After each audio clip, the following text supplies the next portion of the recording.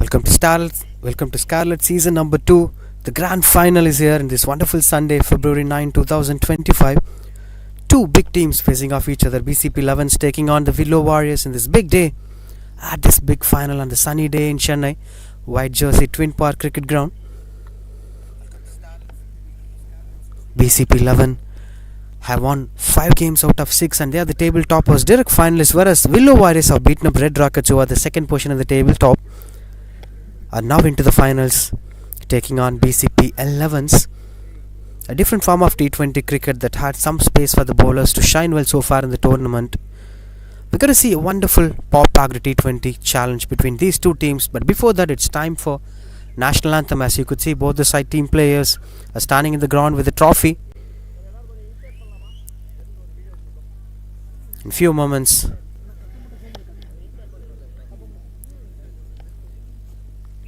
over to you with the national anthem.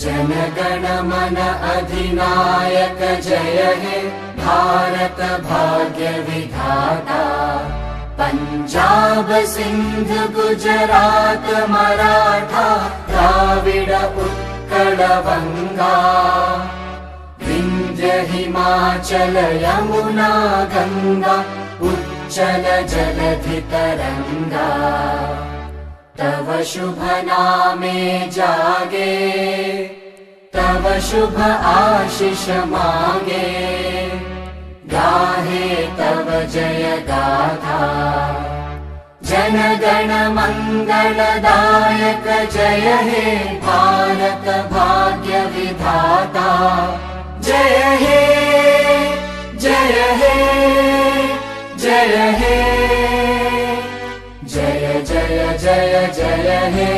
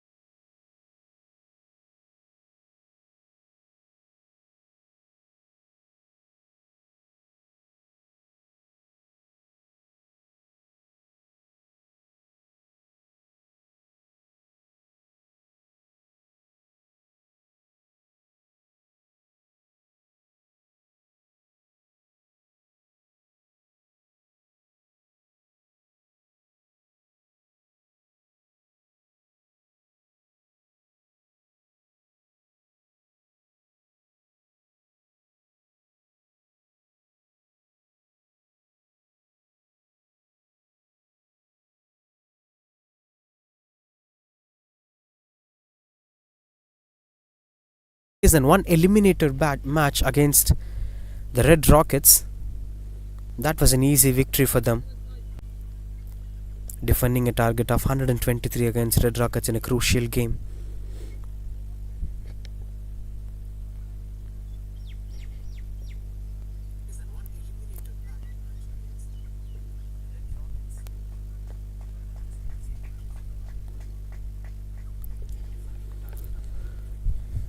All set now.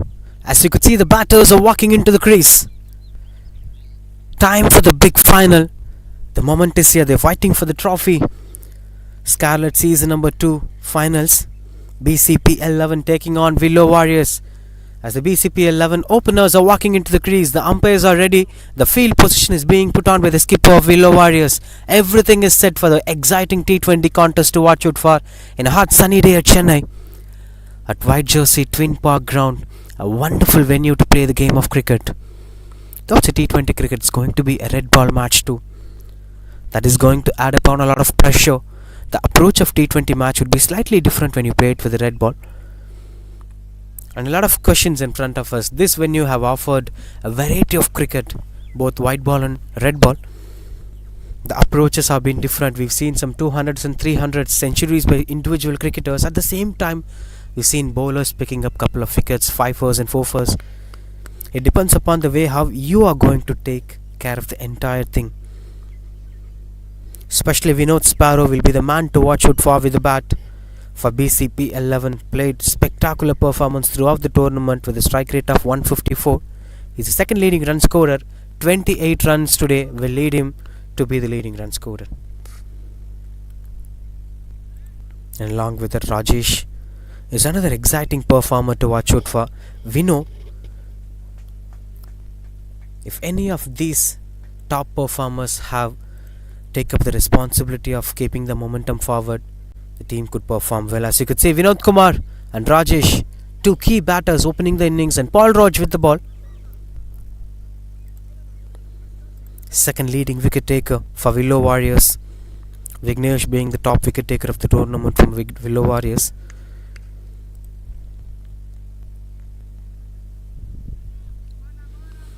Having slips in position, Paul Raj. Two fielders on the onside, mid-on and short mid-wicket. Rest of the fielders were being placed on the offside. Sweeper cover in position, third man in position. Paul Raj gives you a bit of clue that he's having a sweeper cover and third man. Where will he bowl? You could get the clarity. Vinod Kumar watching the field positionings. As you could see, no square leg and no fine leg for Paul Raj.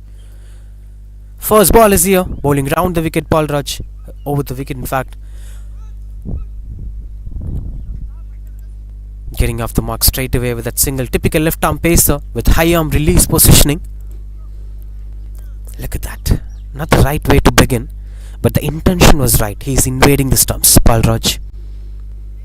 When you look at the performance of top class left arm seamers, they may be having variety of options, but one thing that would be stock delivery for them is attacking the stumps by bowling in swingers to right-handed batters. It may be Mitchell Stark, it may be Mohammad Irfan. Another full toss delivery. This time plays it to perfection as it travels over the boundary ropes. First boundary in the morning, and Rajesh gets off the mark with the boundary. A positive sign for the batter. And a wonderful way to begin the innings. Could hear some sound from the fielders encouraging their bowlers. Typically, even for key bowlers, this will happen. When you begin the innings, you may have some flaw, you may miss your line, you may miss your length. But all that matters is, as of Virat Kohli's approach, that one wicket taking delivery. Missing down the leg. But he's pretty sure with his approaches. He's not changing his approaches. Invading the stumps is something that he believes as his strength. There are many other bowlers. Back in the days, it used to be Zahir Khan, RP Singh. This is a trademark left armer's delight if he bowls it to the right areas.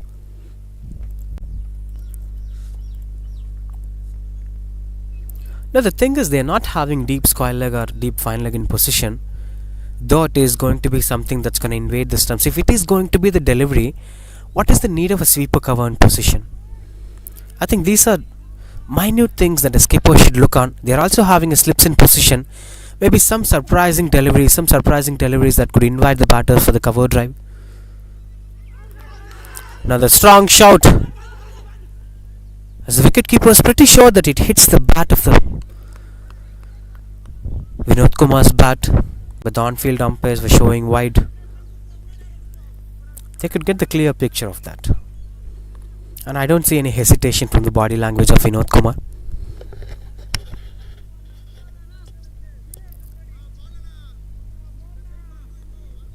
For sure, no signs for sweeper cover and slips in position. Another perfect timing. Invaded the stumps but couldn't connect it well, as it eventually goes for boundary. Easy pickings for the batters. And this is turning out to be an expensive start for the batting side.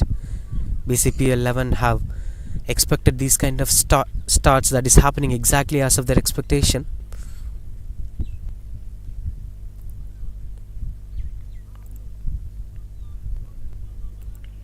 Coming back to the field positioning, it's still the same. No square leg and no fine leg, but still he finds to bowl onto the stump line. And no need for sweeper cover if he is going to bowl the same length again and again.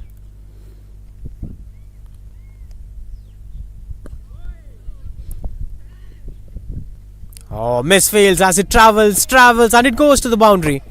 Boundary number 3 of the over.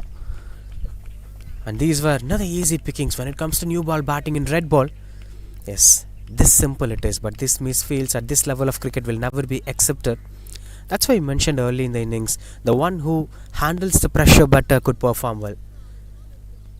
No need to discuss about the past performance a lot.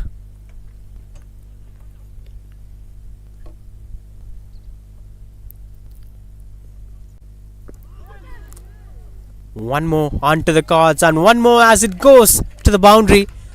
19 runs coming off this over. This is the 4th boundary of that over. Expensive start here from Bcpl 11s. This was the delivery. I'll never blame the bowler for such kind of effort. It's a wonderful Yorker, nailed it. But luck didn't favored on his favor.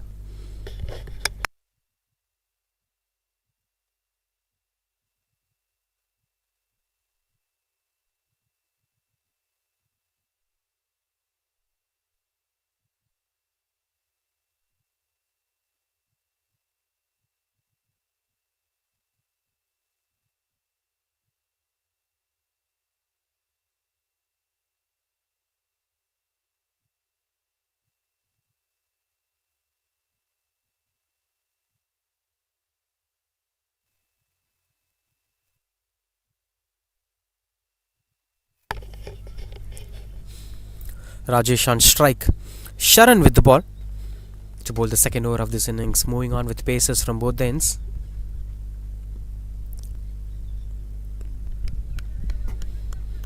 Could clearly see more movements from the ball. Red ball cricket, slight bit of windy conditions, hot and humid Sunday will provide all the masalas for the dramas of a T20 cricket.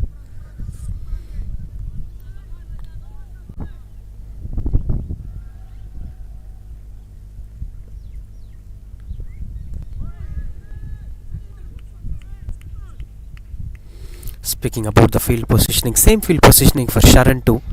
He's having a third man and sweeper cover as 2 deep fielders outside the 30-yard circles. And this is power play. The rest of the fielders will be placed inside the 30-yard circle.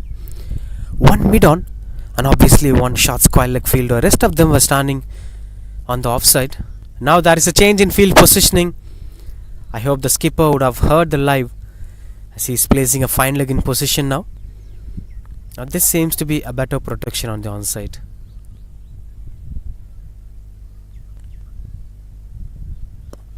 Wonderful delivery. This have been the line and length that you're supposed to bowl. When it comes to T20 cricket, you can't just bowl a delivery that has wicket taking scope. It should always have some scope for the batters to score runs.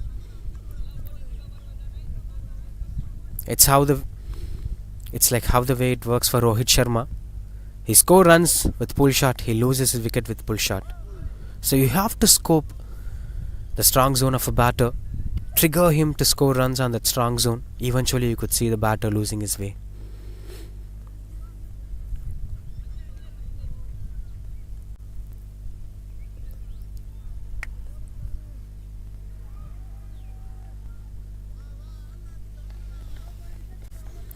No slips in position anyway. That fielder stands in final region.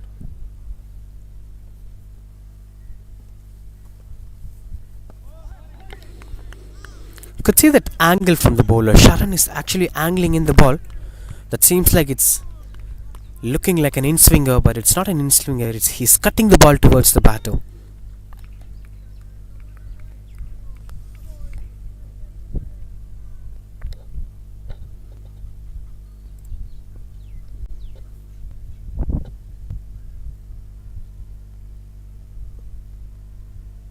Swings and misses out. A little bit of trap or losing his length. We're not sure about that. But Rajesh is waiting for the right lines to score runs. Look at that.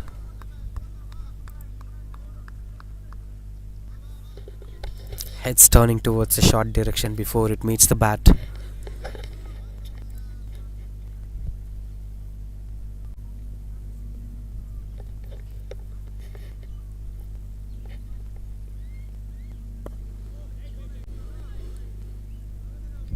I think Sharan is bowling at the right regions. He's just placing the ball at the right areas. A decent over coming to an end. 23 for no loss, Bcpl 11S.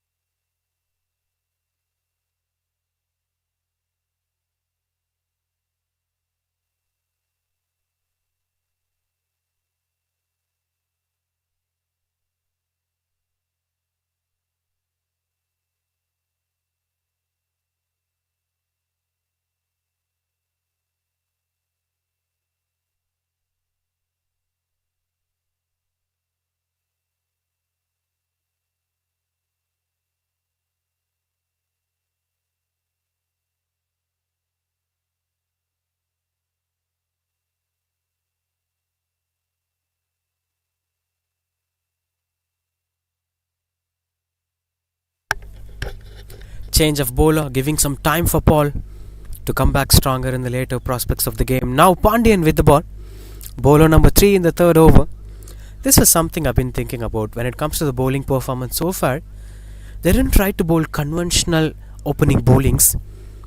With the first over, we've seen plenty of Yorkers tried by the bowler. With the second over, we've seen in-swingers and cutters onto the batters.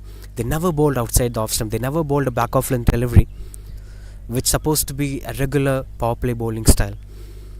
Now, when it comes to shuffling also, we could see 3 bowlers, 3 overs. So, experimenting a lot in the power play, and they need some changes.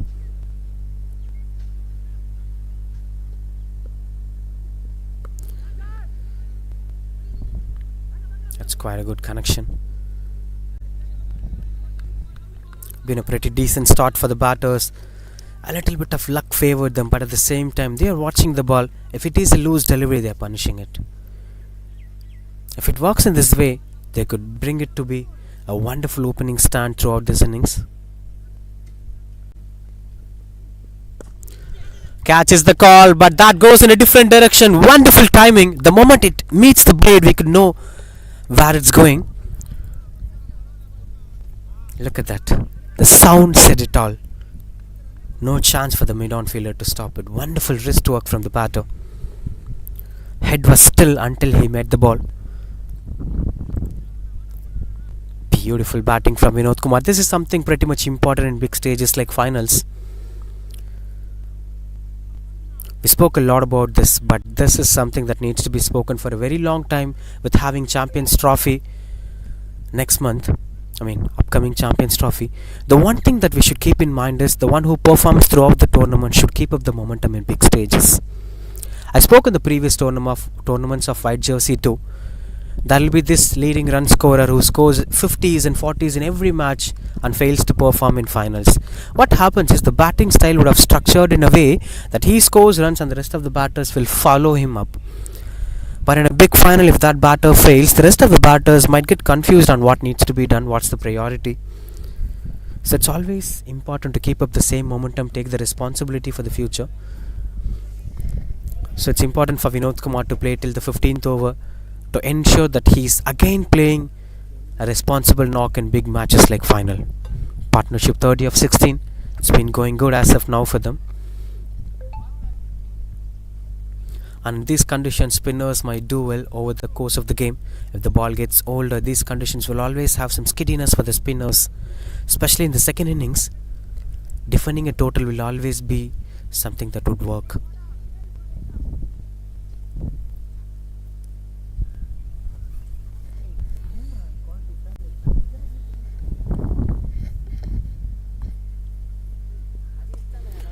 Moves away, catches the call as the fielder is chasing down the ball, only to be a spectator of watching that ball goes away from the boundary ropes.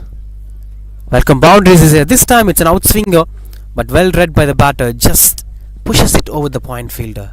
Classical batting from Vinod Kumar.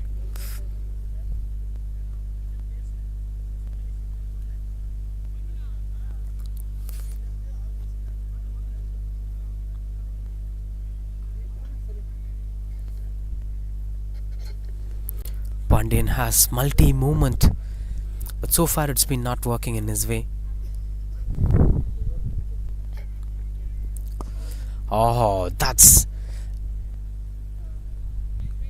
such a wonderful batting, using his straight bat for a moving delivery. It's been moving on to the batter. He was expecting the bad gaps. Another excellent over. Bcpl 11S are 35 for no loss.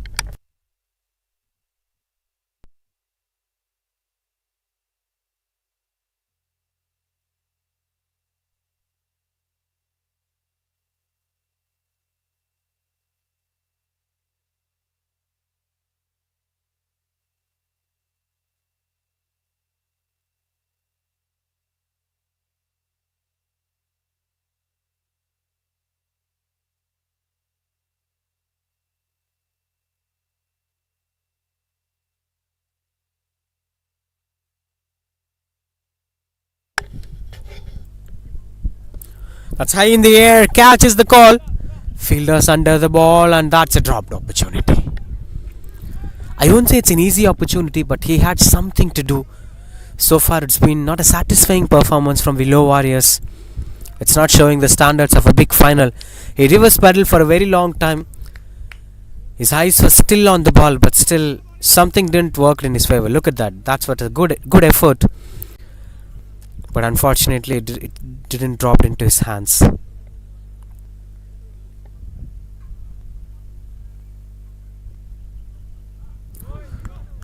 It's quite good under control. We've seen missed fields and drop catches happening in a regular interval of time, and those in swingers are going on to be inside edge, outside edge. Everything is going for boundary. Not a right sign for Willow Warriors, not the right session for them. But this power play have been pretty dominant for Bcpl 11s.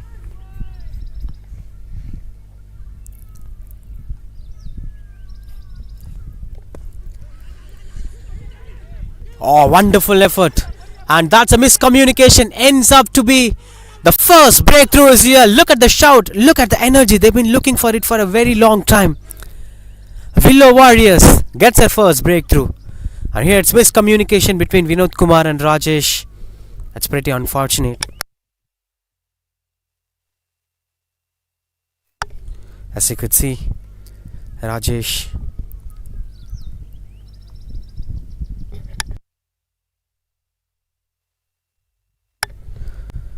is making his way out to the dugout. That's a first breakthrough. 37 for 1 Bcpl 11s.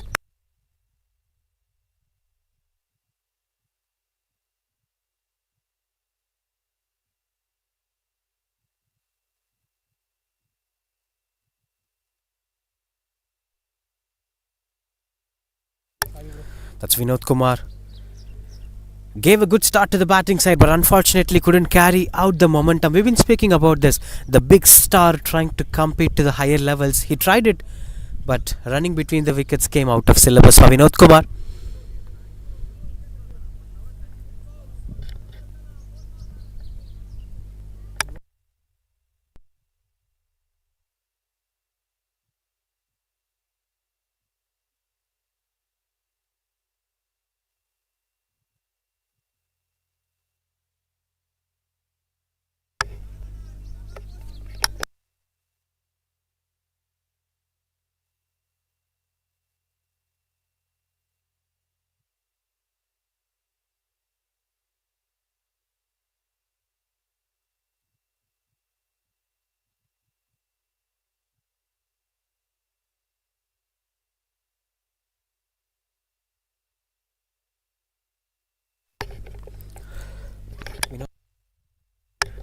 Vinod Sparrow, the new batter. Another miscommunication. This time it's not going to be a heartbreak for Willow White's viewers. These are those pressure moments. More than the players, the viewers will get the pressure out. As being a fan of any side, if you support Willow White's, that dismissal would have been a heartbreaking thing for you. And obviously a happy moment for Bcpl 11's viewers. Being a T20 viewer is not an easy thing. Bit of extra bounce over there. Another good over. It's turning out to be wonderful over from Sharan. Look at that. Extra bounce. And Vinod is not at all looking the ball. The problem is he's having a direction on his mind. His head is automatically tilting towards the direction. When you keenly look at the performance of Vinod, he have already selected his shots. That's the problem.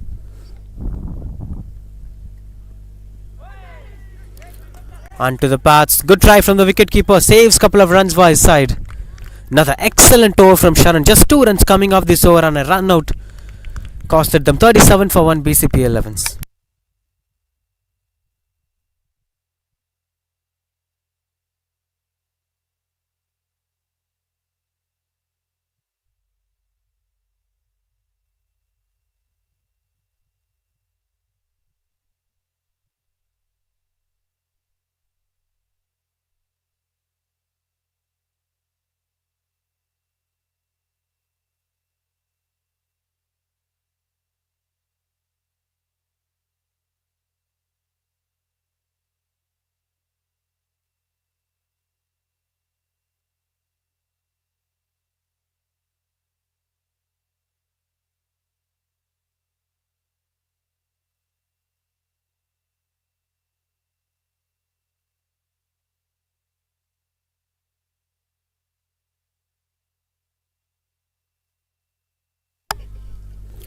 Now Paul Raj back into the attack. Vinod Kumar is not in strike now. Oh, that's a great save. The moment he hit the ball, we are pretty sure that it's travelling quick. But somehow the mid-off fielder managed to save a boundary. I know how hard it would be. But Paul Raj should try changing his length or should try changing his field position. Sometimes the ego of a bowler will never let them to experiment certain things.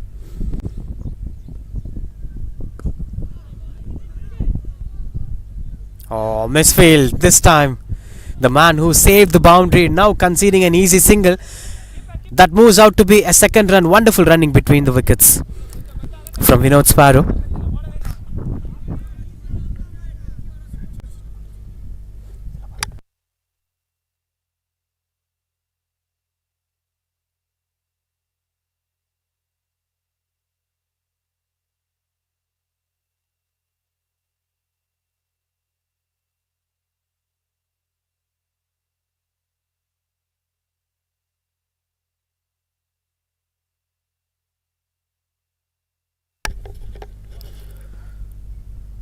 Same one. It's pretty simple syllabus been given to you. I'll try to bowl onto the stumps as an in-swinger delivery. Do whatever you wanted to do. A no square leg in position. You can try scoop shots. You can step out and play it straight. But I'm not going to change my liner length.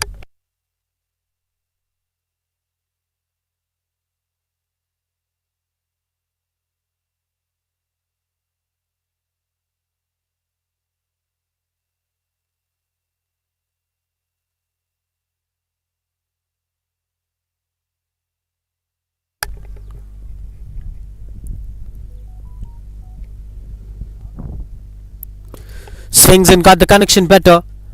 But you have a different fielder in position. They've been placed the mid-on inside the circle. There have been a different experiments. This is working well for Paul Raj because your balls will mostly be punished at deep mid-wicket or deep Scarlet. Now having long on for Rajesh.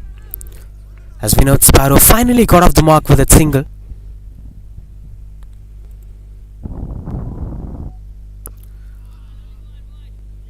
This is the danger area where we've seen plenty of misfields and good stops happen. As this one won just for single. Good stop from Raj.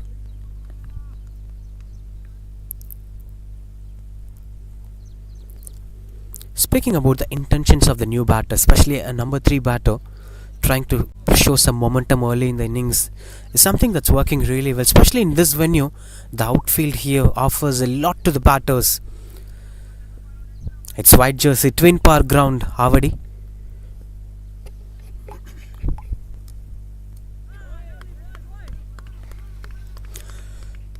Finally, some change in the length from Paul Raj, as you could see, trying to bowl it to good length onto the body line. The line is still the same, the approach is still the same.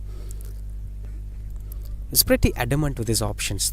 That will never be criticized if a bowler looks out to be confident, as the ego of a bowler is something that's pretty bigger than the batter's mindset.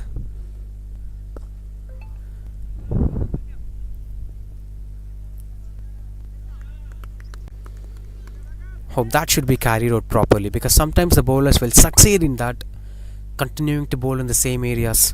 Been a decent over from Paul Raj. Ends up the 5th over, 44 for 1 Bcpl 11S.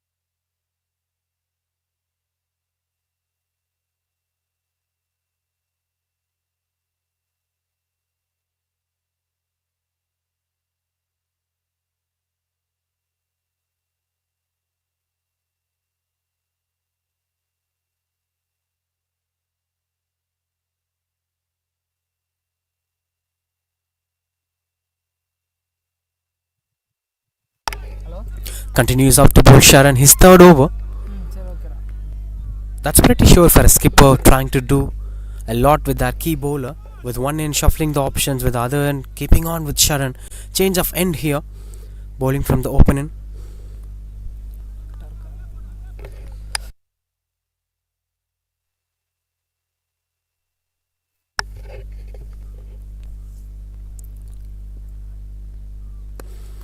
Swings, but couldn't get much better connection. But the misfield offers a lot for the batters to score runs, and that's an easy boundary.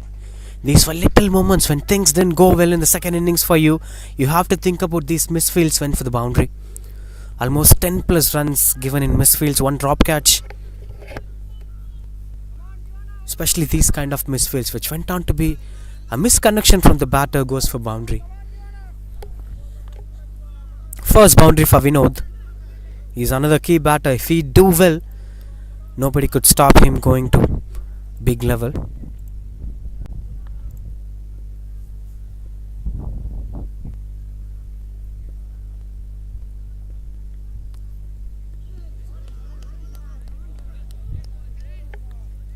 animated T20 batter, as you could see Vinod and his approaches.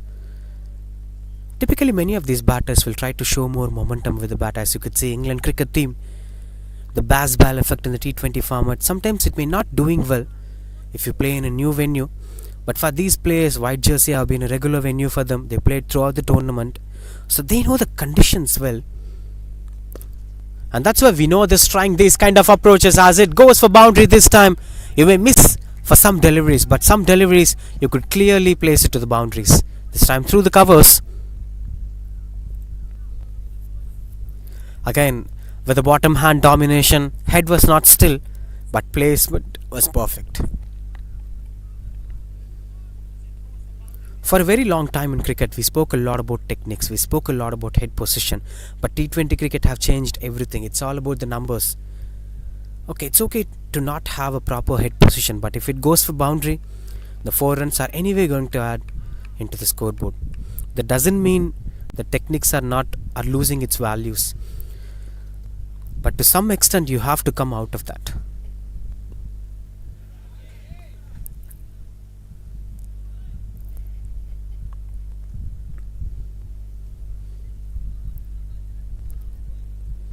So for 2 boundaries in this over, 50 up Bcpl 11S. Been a wonderful power play for them. Started off with a 19 runs over. Right from then they had scored runs, except Sharan's over. All the other bowlers were being damaged. Even in this over, Sharan conceded 2 boundaries. So this is a positive power play for them. If they continue the momentum throughout the innings, especially the dangerous space in a T20 cricket is the middle overs, the 7th over to 15th over. We'll speak a lot about that. Now this is end of power play. 52 for 1 Bcpl 11s, 53 for 1.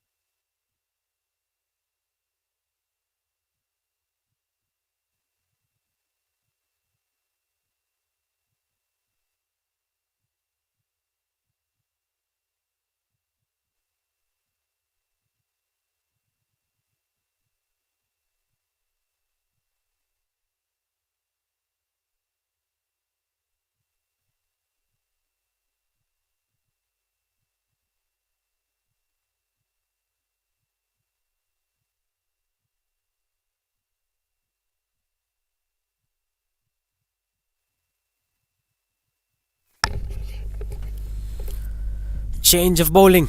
Time for some revolution. A left arm spinner into the attack. Every time when I watch a match in white jersey, if a left arm spinner comes to bowl, there'll always be an excitement, especially if it is a T20 cricket. Left arm spinners have always been a game changer in T20 format. They've been used in the power play, they've been used in the middle overs, even they've been used in death overs. Catches the call. That's been landed in a no man's area as the fielder chases down the ball and it goes for boundary. The outfield here will have a lot for the batters. Been given a bit of width outside the off stump. That's been taken for granted by Rajesh. Opened the pace of the bat and that eventually fetched him the boundary. Vignesh B, the new bowler, bowls left arm, slow left arm diagonal round the wicket. No slips in position. Short third man, backward point. Typical left arm spinners field positioning. Oh, that's close. Has a bit of turn. I'm really enjoying this stuff. This is for what I was waiting for. Just take it back. A slow and flighted delivery had the turn it required. Rajesh is consciously focusing on his back foot to not to lift it, especially when you're playing against a spinner. Now will you step out, or will you sweep it, or will you defend it?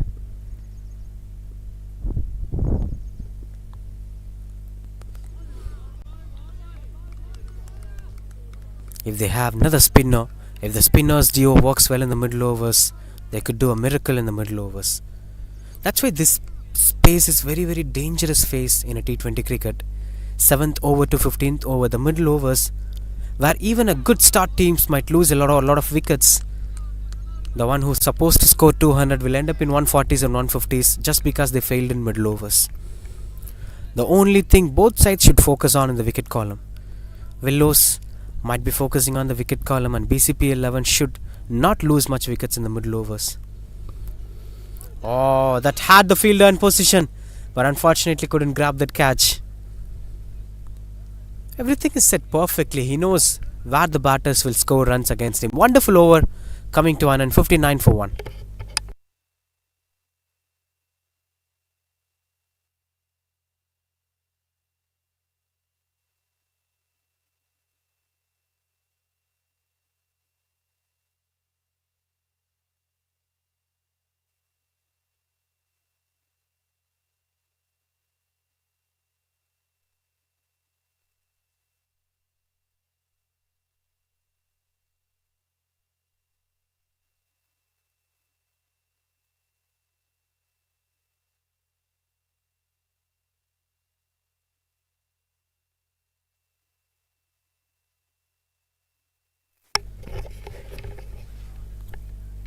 Balaji, the new bowler, wicketkeeper, stands closer.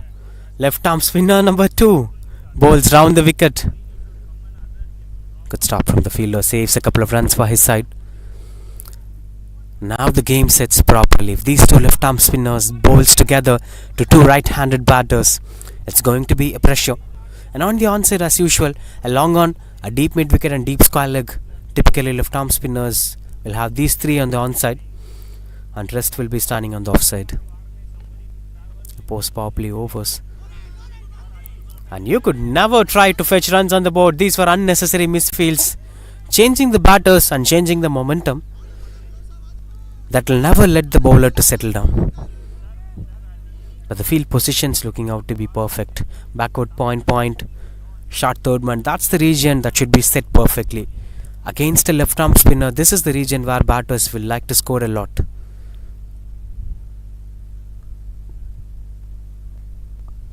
That's high in the air, but no man over there to grab it, as you don't have any fine leg in position.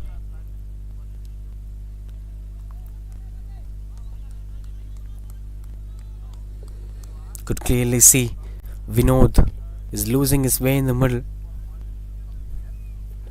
He was trying to show intent right from the beginning of his innings.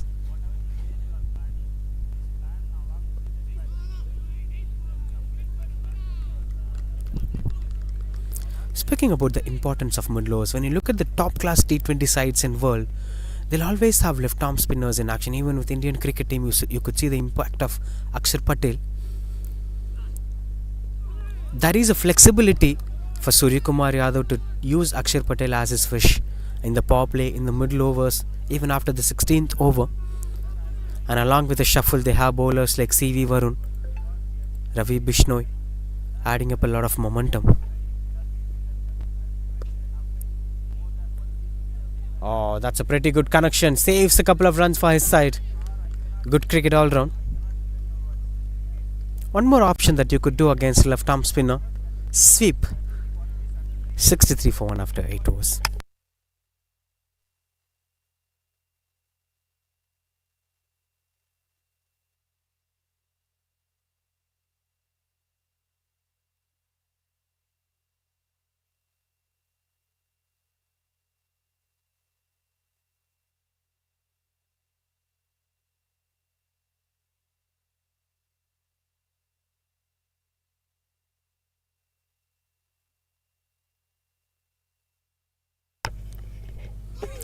Strong shouts, and the fingers were going up.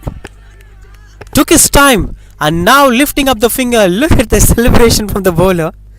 He's almost going aggressively to the batter, and it seems like Vinod is not satisfied with the decision. But anyway, on-field umpire's decision is the final. Look at that. Look at that. Took his time, and now lifting up the fingers. Now look at the bowler's celebration. Happy faces everywhere as Willow Warriors gets their first wicket by a bowler. That's 63 for 2 Bcpl 11s.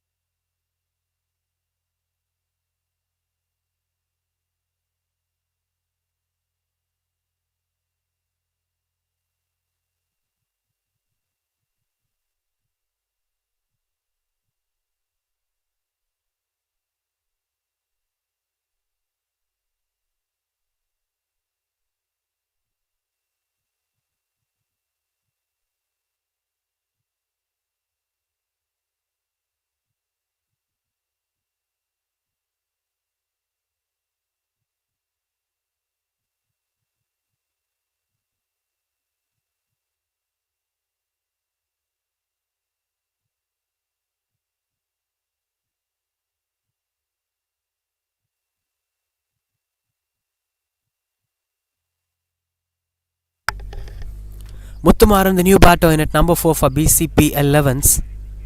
The two key batters, Vinod Kumar and Vinod, couldn't create the impact that the team was looking for. Strong shouts and the fingers were going up. Wicket after wicket here. Vignesh Bree becoming a true game changer here. That's what I've been speaking about. Middle overs are always challenging. And now these middle overs are purchasing a lot of wickets for Willow Warriors. Look at that. A typical left-armer's delivery. And he is asking that as height. Unfortunately, Mr. Muthumaran, your story is coming to an end. You have to get back to the dugout. 63 for 3 BCP 11s.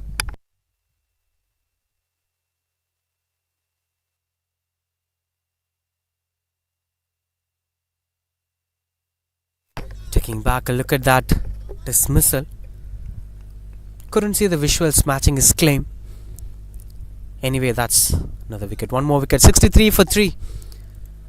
Vignesh B is on a hat-trick now. Left arm spinners have started doing well. If a left arm spinner does well, the entire team does well. They have that potential. Now a lot of responsibility for these batters. Rajesh and the new batter Anbu KFCC is now the new batter in at number 5 for BCP 11s.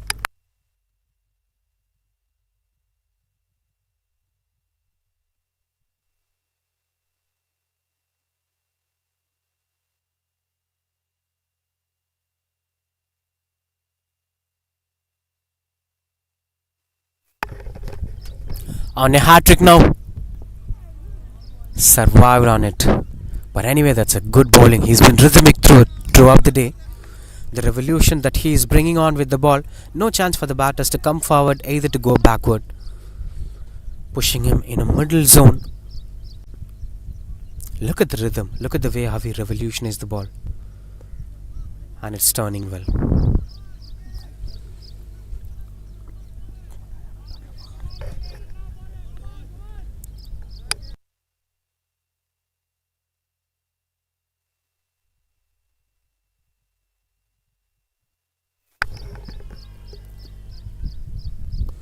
That's high in the air, catches the call, landed safely and goes to the boundary. Fearless batting here from Anbu KFCC, gets off the mark with that boundary. Though the bowler picked up 2 wickets, if you bowl a loose delivery, you will be punished. That's the way how T20 cricket is being played. A positive batting display from Anbu, forgetting everything happened in the beginning of this over. Just continue to focus on the run rate. But make sure you're still in the middle overs. You have more possibilities. If you lose even 1 wicket, things will be really tough. Been an exceptional over, coming to an end. 67 for 3 BCP 11.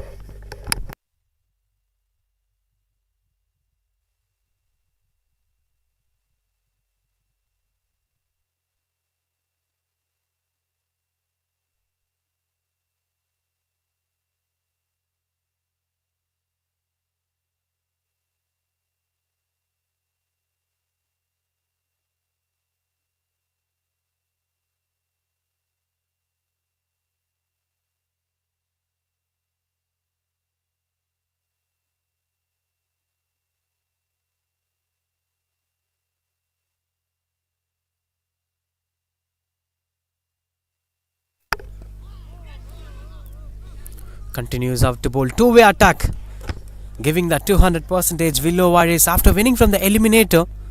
They are coming back stronger. They're showing us the reason why they are in this big finals. All the players are showing that energy. Initially we've seen a couple of misfields, drop catches, but now everything is set to the perfection. Even in the last over we've seen a misfield boundary. But anyway, Willow Warriors have started thriving back to the momentum once they brought in the spinners in the game. Should have used Vignesh early in the power play too. But anyway, this is not too late. When you focus with the spinners properly in the middle overs, you could bring up a lot of changes in the game.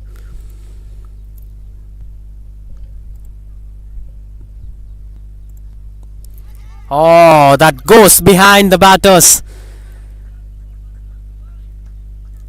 In between the point fielder and backward point fielder. Risky stroke making here from Anbu KFCC. If it goes few inches left or right, would have been a caught opportunity. Look at that. Exactly goes in between those two fielders.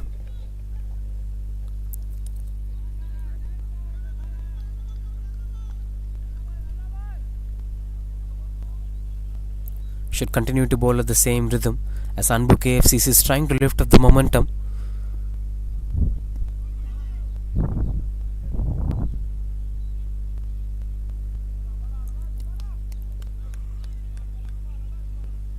So far no changes in the field positionings. After this over there will be change of end, where we could see how Gautam is bowling from his behind view. As after this over the end will change to the dugout end again. Catches the call as it fell short of the fielder and he overran, and that eventually goes for boundary. Not the first time it's happening, it's the second time, but this time to a different batter. Rajesh been there right from the beginning of this innings.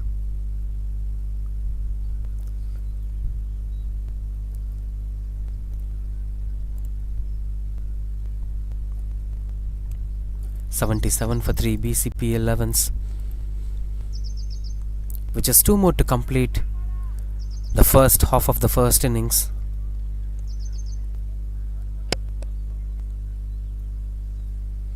They could make the sweeper cover to stand halfway, as there wasn't much pace with Balaji. They could eventually place their fielders halfway so that there will be more possibilities of wickets.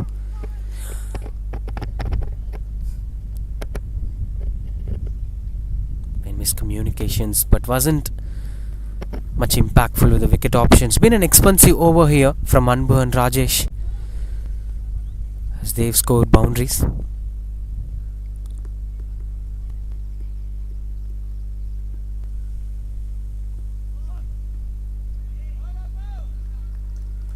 Single to end this over.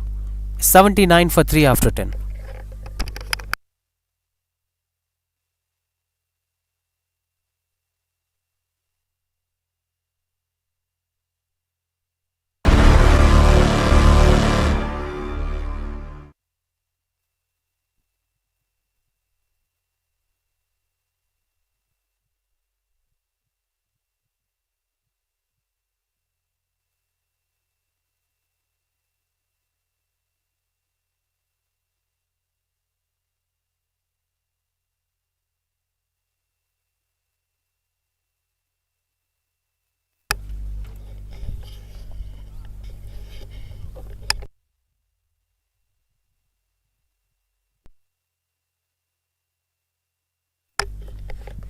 .79 for 3. Change of end.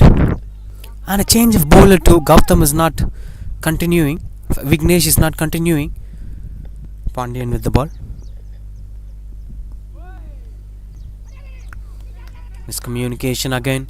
The running between the wickets have to be taken in control. The last 5 overs in the middle overs are going to be challenging for the batters. If they continue to handle the challenge in a better way, they could score a lot in the death overs. There will be a lot of batters waiting in the dugout to score runs. But if these 5 overs were not handled well, they couldn't score much runs at the end of 20 overs.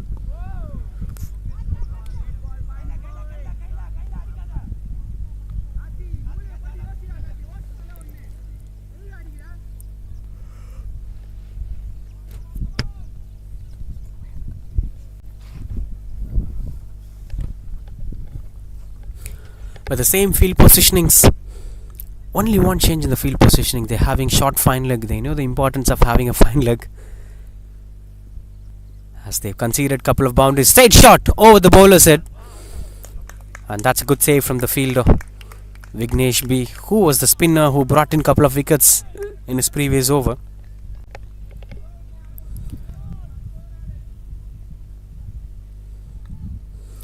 As the next 5 overs are going to be crucial for Bcpl 11s. If they don't lose any wicket for next 5 overs, they could score a lot in the death overs. They'll be having more freedom to score in death overs. And if they lose 1 or 2 wickets, oh, that's an unwanted boundary. I've never thought it would go for boundary, but eventually it travels well, and a bit of misjudgment from the fielders.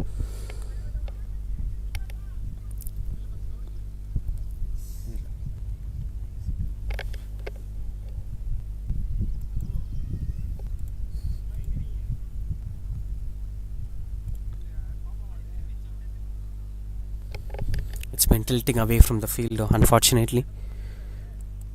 These things will happen in a game of cricket. Continuing out to bowl Pandian. Both Anbu and Rajesh are sitting themselves perfectly. Especially Rajesh is playing sensible knock today. Someone should stand for a long innings, and the rest could experiment a lot of things. But I think if I am the skipper, I would have used spinners to complete the middle overs. I need one more wicket. I'll be a little greedy with that. I would have used Vignesh to complete his spell. Left arm spinners from all the ends. Even if I have a part-time spinner, I would have used them. All I need is a wicket. I want to tempt the batters. Rather than focusing on run rate cutting, it's always important. That's high in the air. There are possibilities, but dropped opportunity. One more time. You could never ever digest these things in big finals. He was standing there. He have to wait for the ball, and he have to grab the catch. That was not happening. Unfortunately, this is something that could change the context of the game. Look at that. He had more time anyway. The reaction time was very long. Anyway, this used to happen, but today it's been happening a long while for Willow Warriors. 88 for 3 after 11.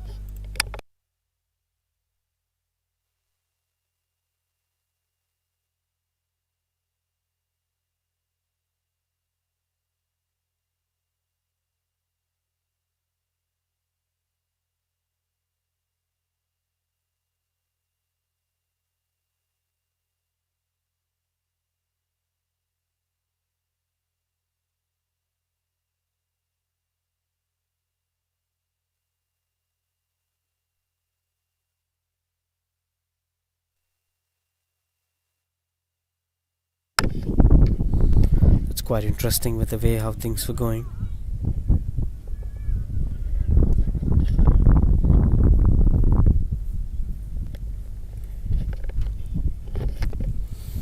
Continues out to bowl Balaji from one end. Oh, gets the connection better as the fielder chases down the ball, but no chance for him to stop that, going for boundary. Welcome boundary it is, and it's getting even brighter now. Sun started shining. Look at that.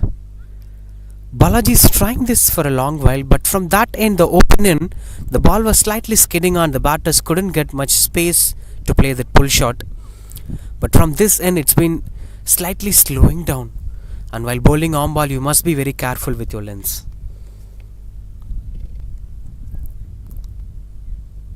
This is pretty good. The line that he bowled and the length that he bowled is pretty good for an on ball.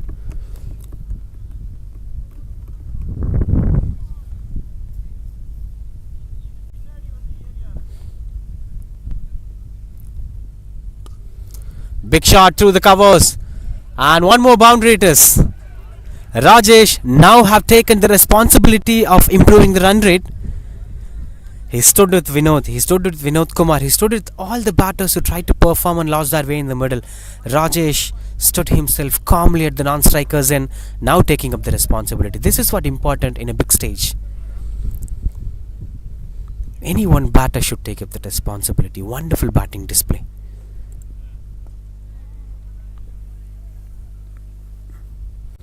Been planning the innings really well. They know where they are heading to. They know the pass score here. They know their bowling capability, and they know their opposition very well. This will give the measurement for them. It may be 170 or it may be 180 that they think as a pair score. Rajesh is targeting that number. We are not sure what's going to be that number, but they'll be having some hidden numbers with them. Oh, one more good shot, but this time it's not from Rajesh, it's Anbu. Gets a boundary. Boundary number 3 and 13 runs coming off the over. It's an expensive over. 100 up here for Bcpl 11s with that boundary. 12 overs completed. 101 for 3. This was that shot. Bowled way outside the off stump. Opened the pace of the bat and played it as square as possible so that the sweeper cover fielder couldn't stop that going for boundary.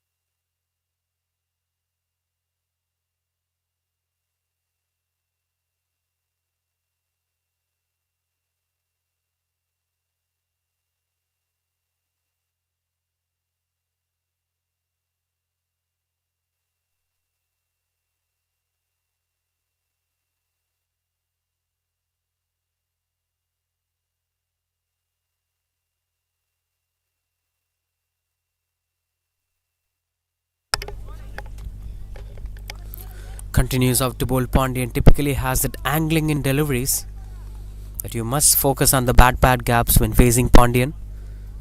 But what's surprising is Vignesh is still holded back to bowl the later part of this innings, losing up the momentum that they've gathered in the middle overs. Now both the batters setting up themselves properly, the way how they're giving the calls, the way how they're watching the ball. If any of these batters continue till the 20th over, they could easily achieve what they're looking for.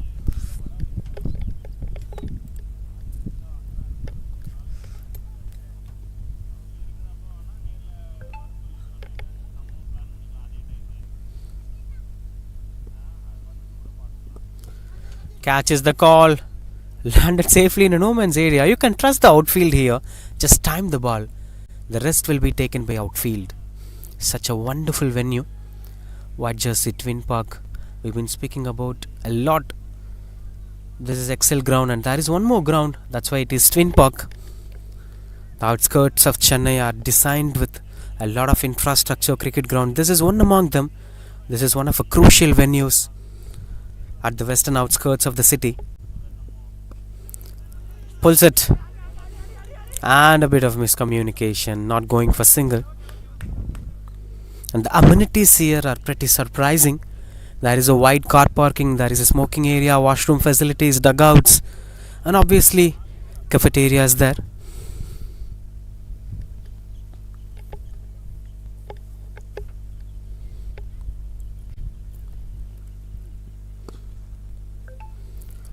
Been interesting to see such dynamic growth of gully cricket in Chennai. It's been digitalized, it's been lively broadcasted, it has commentaries, it has all the facilities that an international cricket has. That shows the trademark passion for the game.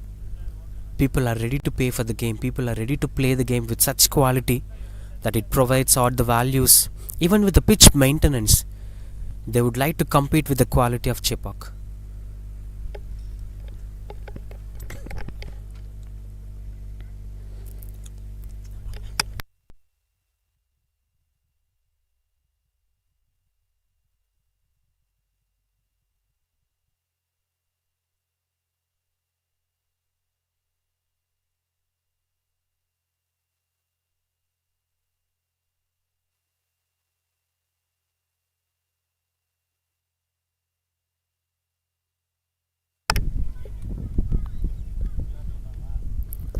Change of pace here from Pandyan, and this is turning out to be pretty decent over for the bowling side. 105 for 3 Bcpl 11s after 13.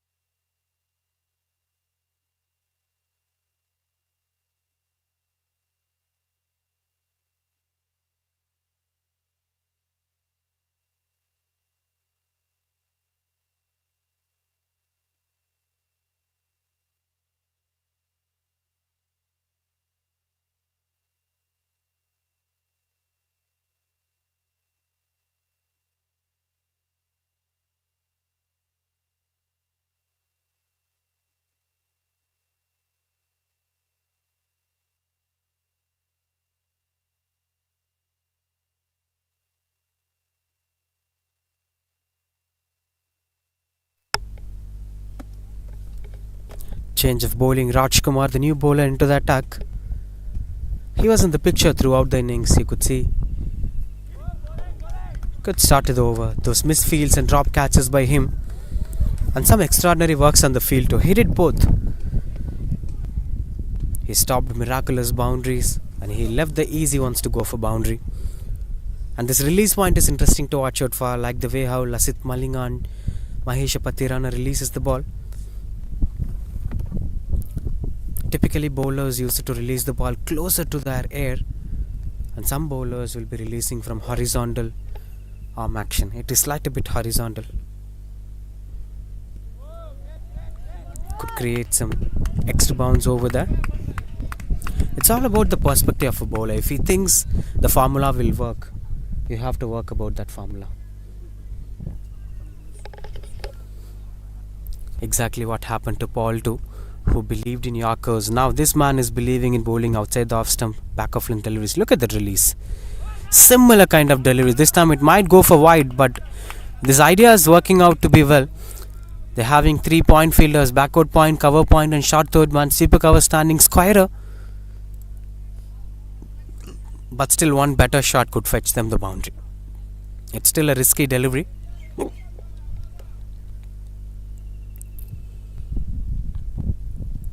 Now this is turning out to be interesting field positioning. Deep point in place. That's pretty sure he'll continue out to bowl the same delivery. Cuts it and gets the connection better. No matter what, however the fielders you have, it may go for the boundary.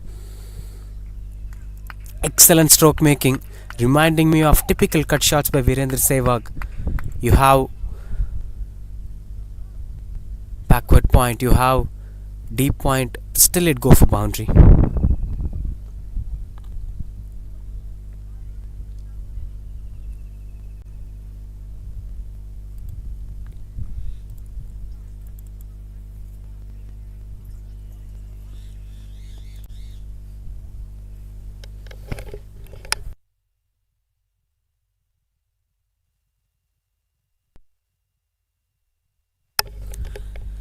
$110 for 3. 37 of 34 from Rajesh. And Anbu on the other hand came in when the team was under pressure, when the bowler was on a hat-trick. From there to here, it's such a wonderful journey from Anbu. Strong shouts. The wicketkeeper was pretty sure about that dismissal. But the on-field umpires were having different opinion. Look at that.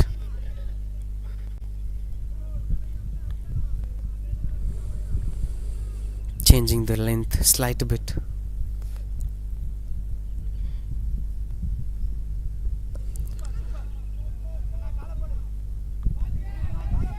Misfield again, and it eventually goes for boundary. Not the first time it's happening, but to the man who did a lot of misfields, is now conceding a misfield. 50 partnership between the batters without boundary. This is turning out to be boundary number 2 in this over. Rajkumar is not happy with that.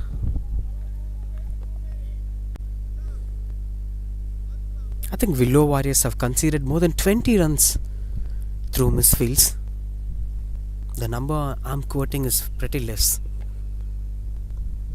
Catches the call, fell short of the fielder, and that will eventually goes for boundary. Boundary number 3 to complete this over. That's 13 runs coming off that over. 118 for 3 Bcpl 11S.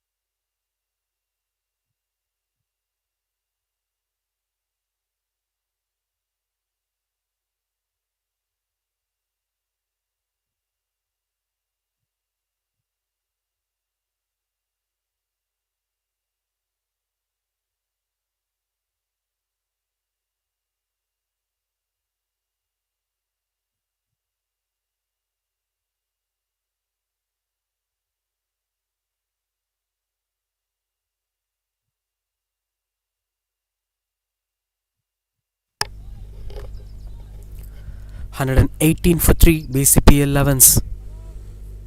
And now the man is back. We are looking for both the batters into their 30s. Anbu started with Vignesh second over. Now Anbu is in 30s when Vignesh comes for the third over. Strong shouts. There is something is with this man. He's having a different language with his ball. The revolutions that he is bringing onto the game is slightly different comparing to the other. Should have continued with him. Seems like it's missing down the leg.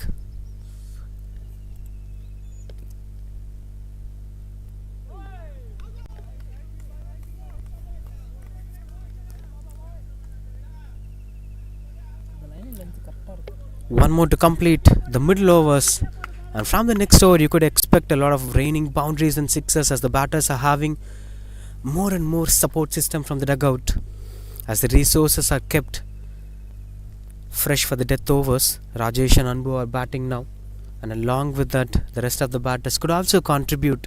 This is because of that one partnership did well after losing back-to-back wickets to Vignesh. They survived the middle overs really well. Just 2 wickets lost.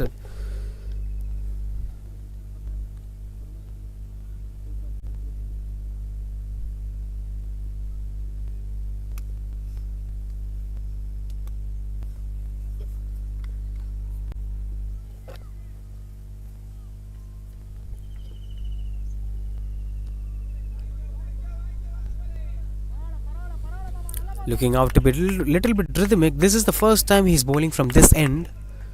We are also been we've been creating an expectation when he completed his second over that he'll be bowling from this end, but he was given a break. And now gets the connection better. Moved himself across and placed it to perfection as it goes to unbounce boundary. Same reason this end is not having that skiddiness that they had on the other end.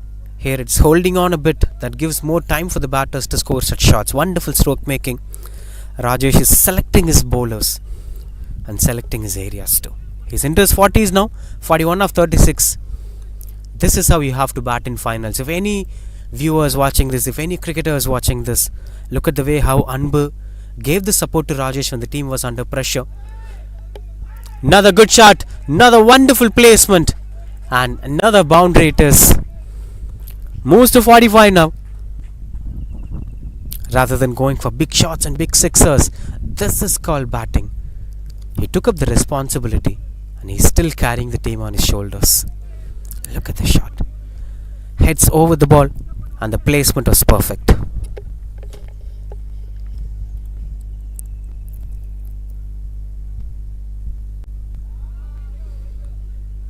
Good comeback from Vignesh. With just 2 more to complete his third over, will he look to defend himself or will he try to fetch the wicket?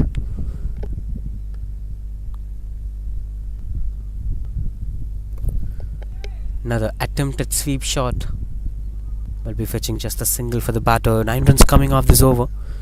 From the batter, it's 11 runs overall.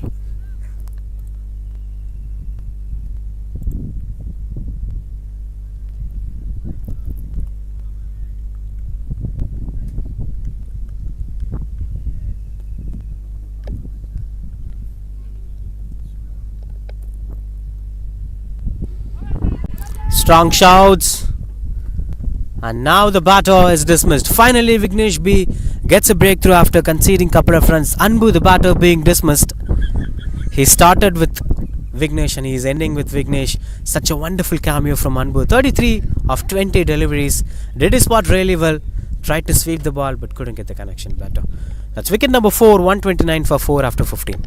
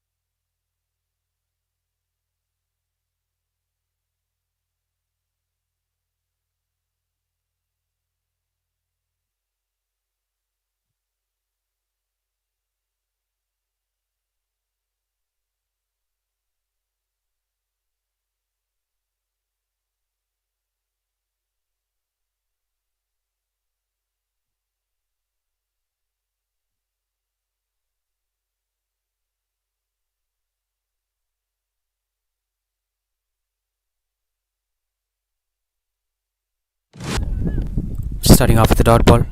Change of end again. This end is going to be throughout the innings from now. Rajkumar continues to bowl. Now the so-called death overs is here. We know VK, the new batter, the set batter being Rajesh, could take up some license from now. Squeezed it through the covers, and that's a good save. Saves a couple of runs for his side. It's been a wonderful running between the wickets. Moves to 48 now, Rajesh. 2 more for his half century. The entire unit is waiting for that moment, the moment of celebration from this man's responsible knock. A knock like this will never be rated with a strike rate.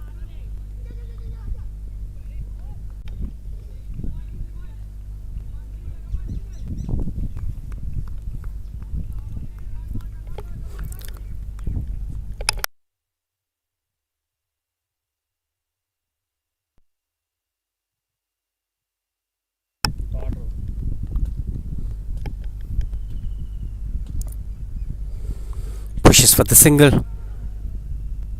You have to wait for the time, you have to wait for the moment, as he's still holding on to the 40s, 49 or 43, nervous 40s.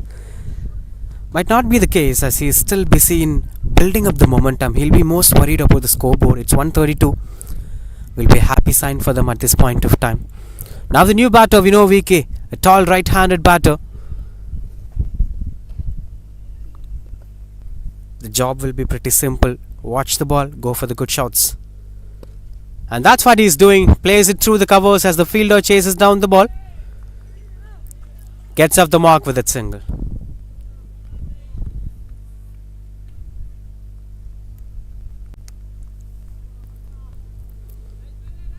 Now that brings back Rajesh on strike. 49 of 43. Right from the beginning of the innings on a hot sunny day at Chennai. You need more passion for the game. You need more understanding of building a first innings to play such knocks. And you have to wait for the moment. End of 16, 133 for 4. That's such a decent over from the bowler.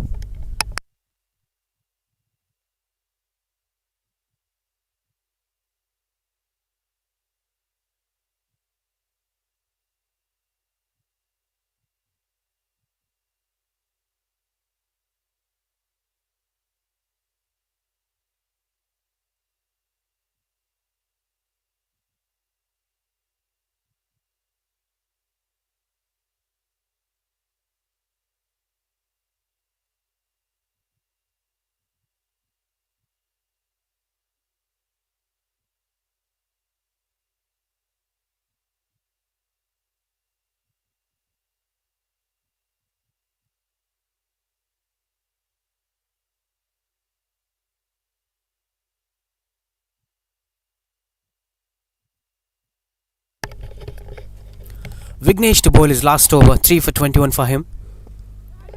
Catches the call and that's taken. Wicket number 4 is here for Vignesh. This end is working well for him. It's wicket number 3 in this end. And we know VK couldn't make much impact with the ball. Loses his way in the middle against a left arm spinner. Taking back a look at the dismissal. This end is working well. Look at that. It's getting on. And he couldn't cut the ball properly. Good catch from the fielder. 133 for 5 Bcpl 11S.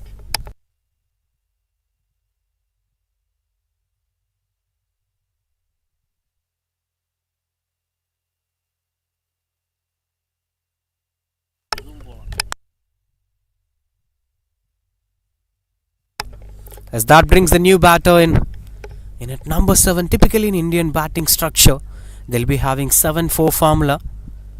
In at number 7 would be the last recognized batter. But when it comes to cricketing culture in Chennai, mostly we'll be having 11 batters and some of them will be mainstream bowlers. But batting is predominantly in good quality for all the cricketers in Chennai. It's having that capacity, it's having that mentality. That brings up Paul in at number 7. Been maintaining some decent numbers. Jersey number 7 at number 7. You know the answer. What would be the impact for the next 4 overs if he does the same? If he gives the justice to the jersey number.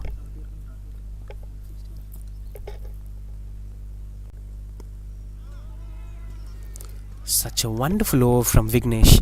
Just one expensive over for him. Rest of the overs have been bowled at the perfect areas, and rest of the bowlers have been punished. Look at his numbers: 4 for 21. This time goes between the fielders as the fielder chases down the ball, and this outfield will always wins against the fielders. Boundary to start his innings, Paul, and good placement that had been between the point and backward point fielder. An outfield in white jersey. We spoke a lot about it. It's a batter's paradise when it comes to outfield.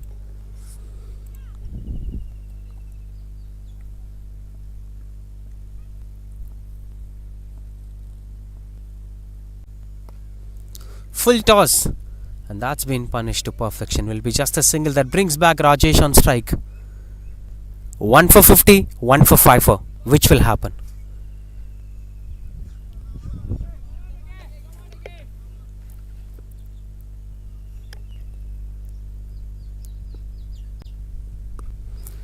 Perfect batting, controlled batting. That brings up the half century for the batter. Rajesh 50 apiece here. 7 boundaries with the strike rate of 111. Brings up the celebration. Kudos to the batting effort. It's such a spectacular performance. Took up the responsibility right from the beginning. Despite of all the dramas happened, this was such a wonderful performance. And you gotta give kudos to Vignesh too for his exceptional performance with the ball. 4 for 27, completes his spell. Top quality performance from both the sides. That's 17 overs, 139 for 5.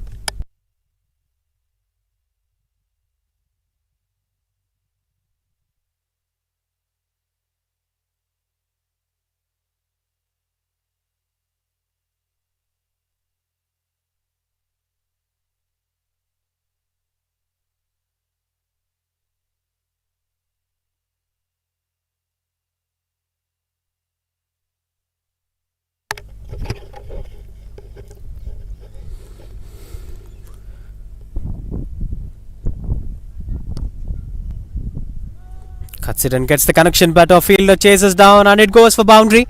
Boundary to start the 18th over. And Rajesh continues his bat flow. Beauty of these stroke makings is still finding safe and secure stroke makings along with results. We've never seen him trying to go for the aerial route. Purely responsibility comes into play. And that's why in Chennai the organizers are conducting 50 overs cricket, 30 overs cricket, as the batters have the potential to adapt to formats.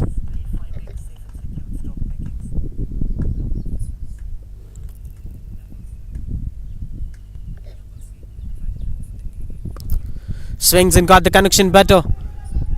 2 is the call from the batter, and they are running back for the second run. Wonderful running between the wickets.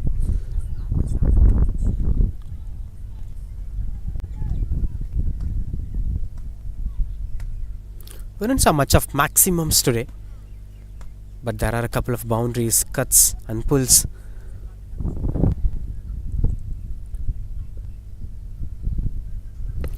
This time finds the aerial route as a long on fielder under the ball, and that is a good catch taken. Finally a big fish is gone. The wicket of Rajesh is coming to an end. 56 of 47. A chin-up performance gets appreciation from the oppositions too. Will surely be getting a standing ovation at the dugout. It's been such a responsible batting innings. When all the other batters couldn't maintain the momentum properly, this man stood in front, built up the partnership with different batters, especially with the one he played with, Anbu, was more crucial to the game. And finally this intent of going for big shot was not working well for him. Would have dropped the catch, but somehow managed to get that catch. 145 for 6 Bcpl 11s.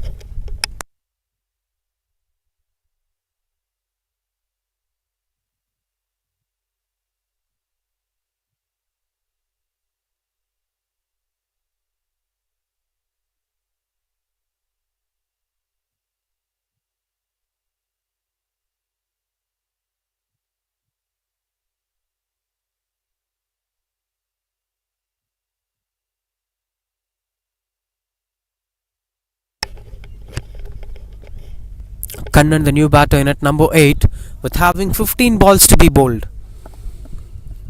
170 could easily be placed in the cards. Just one or few boundaries here and there, you could make it happen. Cuts it and gets the connection, but a fielder in position. Straight away gets off the mark with that single, Kannan.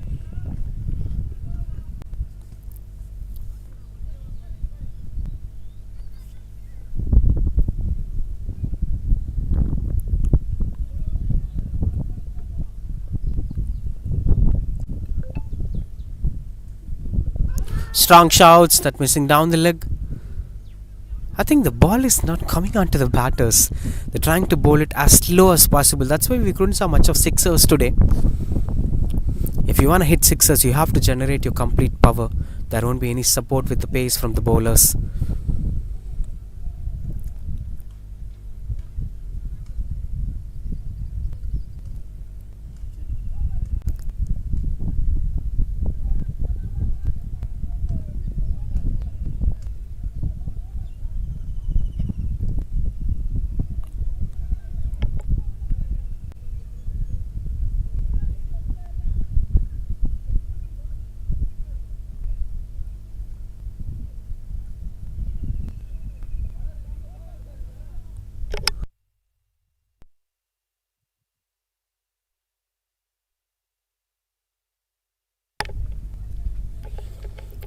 Some discussions on what needs to be done at this point of time.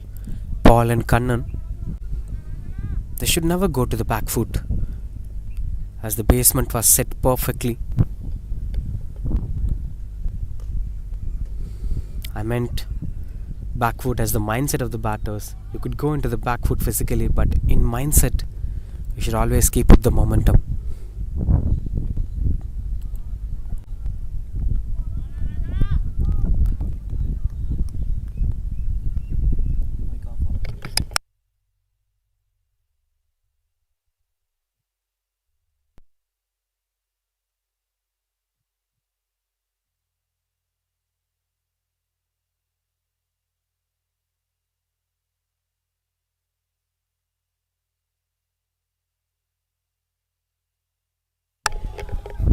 That goes behind as the fielder chases down the ball.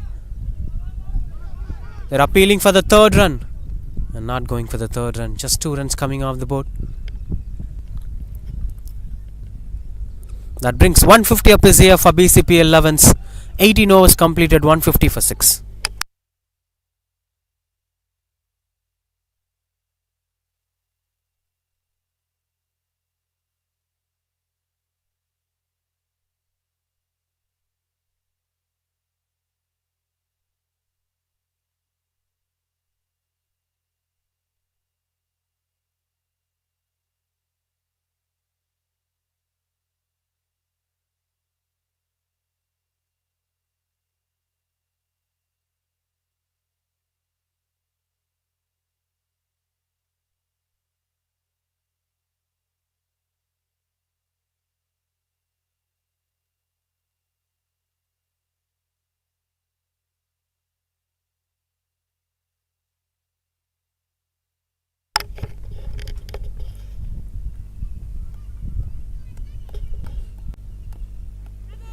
Catch is the call that fell short of the fielder.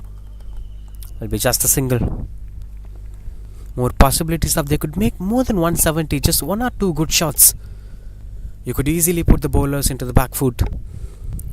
Sharan to bowl his final over. He been really good with the ball right from the power play and the middle overs. Wherever he was approached by the captain, he did his job really well.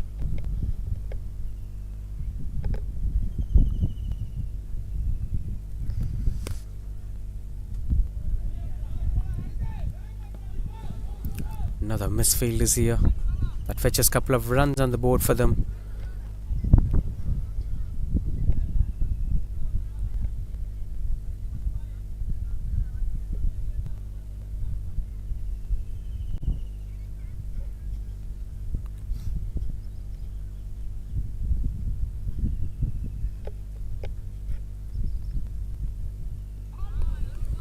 Swings and misses out.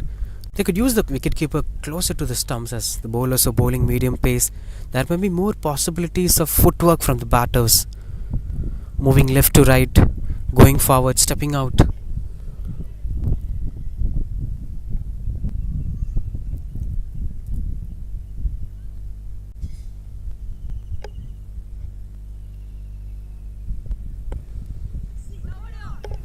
You could never stand and deliver to such deliveries as the bowlers were bowling as slow as possible. The ball is not coming on to the batters. You have to go to the ball. That's the kind of pressure now being put by the medium pace bowlers. If you try to stand and deliver, the possibilities of you making it to a big shot is very low.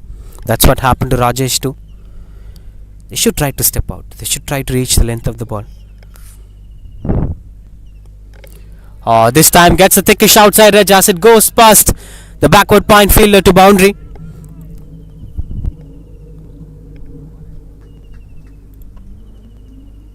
These were a little bit of luck that favored the brave mindset of swinging the bat. Look at that. Has it gone past to one bounce boundary?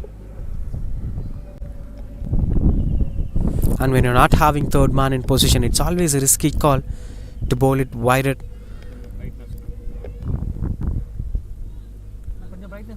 The moment when a bowler tries to bowl wider, he have to have his third man deeper. As if the ball gets thickish outside edge, it will eventually go to the third man region.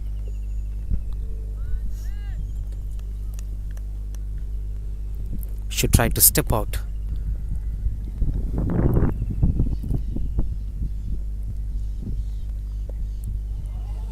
Gets the connection better. Placement looks out to be perfect, and that will surely be going for boundary. Back-to-back boundaries to complete this over. 12 runs coming off that over. That's 162 for 6 after 19 overs.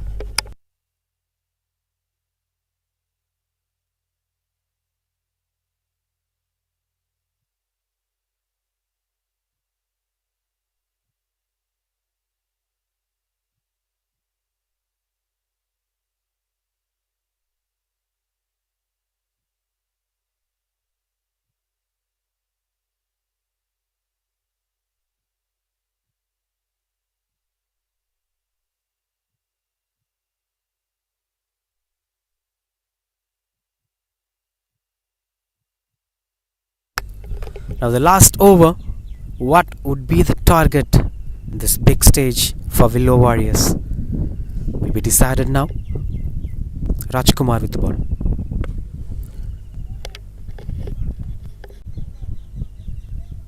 They're not getting the pace that they're looking for. That's why it's not going for boundaries. Continues out to bowl Rajkumar. 3 overs, 28 for 1.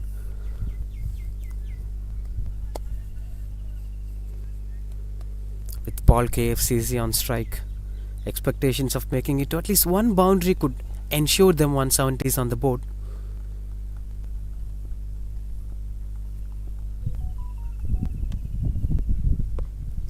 Catches the call as the fielder under the ball, and that's taken.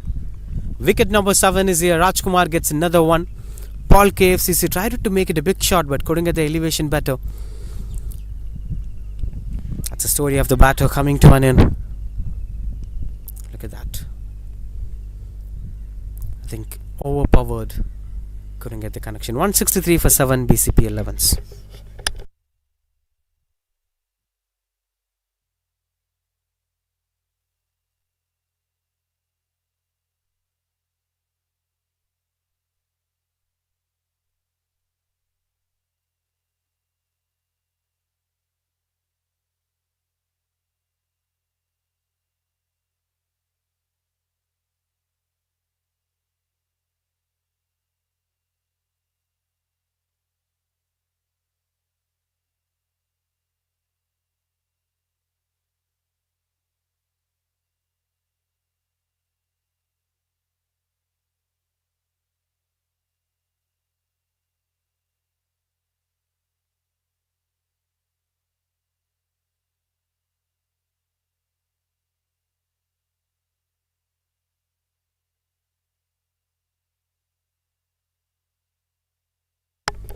Peru, the new batter.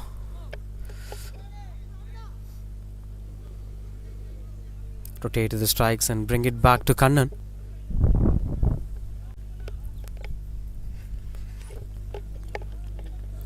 Two runs of 3 balls so far, 164 for 7. Still a good number, but 170 would be psychologically a different number. Bcpl 11s will surely be looking out for that number. High in the air, catches the call. And that is taken. Another catch at the end of this innings. Willow Warriors are not dropping anything. Initially it was a different story, but now they are compensating for those misfields and drop catches. Wonderful catch taken by the covers fielder. Look at the run. And he carried the momentum throughout that course of taking that catch. Kannan loses his way in the middle. 164 for 8.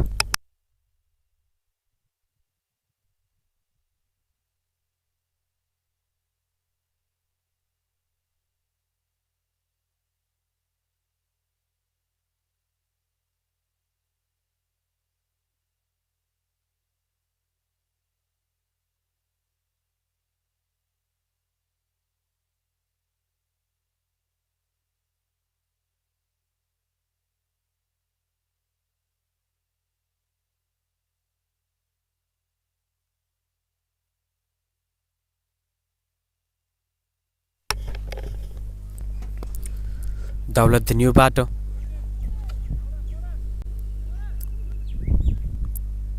Got off the mark straight away with that single, as he wanted that second run. A little bit of risky call from the batters. Except those singles, they couldn't make it any big numbers. 165 for 8. A boundary to set a target of 170. Will that be possible? Peru on strike. No chance of that happening. Good work from the wicketkeeper. Saves 3 runs for his side. And a single to complete the first innings. Scarlet season number 2. Big finals. The first innings ends up with 166 for 8 from Bcpl 11s. Now 167 will be the target here for Willow Warriors to lift up the trophy. And when it comes to performances, you know that Vinod Kumar's start was the key factor. 26 of 14. The man who made it possible with his responsible knock is Rajesh. Outstanding performance. 56 of 48 deliveries, 4 boundaries. Vinod played a cameo. Paul played a cameo. And Anbu played a wonderful knock of 33 runs. That's the batting scorecard here. And when it comes to bowlers, Paul Raj 2 overs 25 expensive spell. Sharan 4 overs 25 economical spell. Pandian 3 overs 25. Vignesh is the pick of the bowler. 27 for 4 for him. And obviously Rajkumar 3 wickets for him. 32 for 3. Overall it's 166 for 8. Been some 10 runs short for Bcpl 11s. Anyway, they could be able to manage it, or is it going to be a wonderful chase to watch out for? Let's wait and watch for the second innings.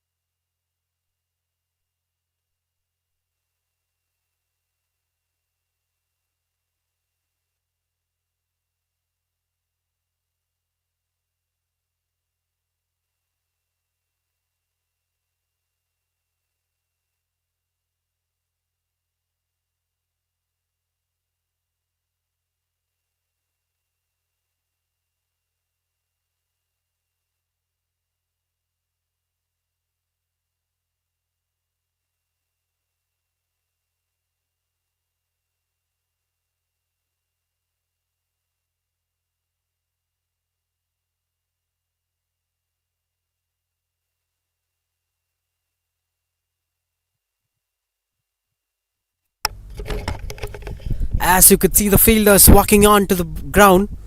167 is the target. 167 is the number they have to defend today to lift up the trophy of Scarlet season number 2.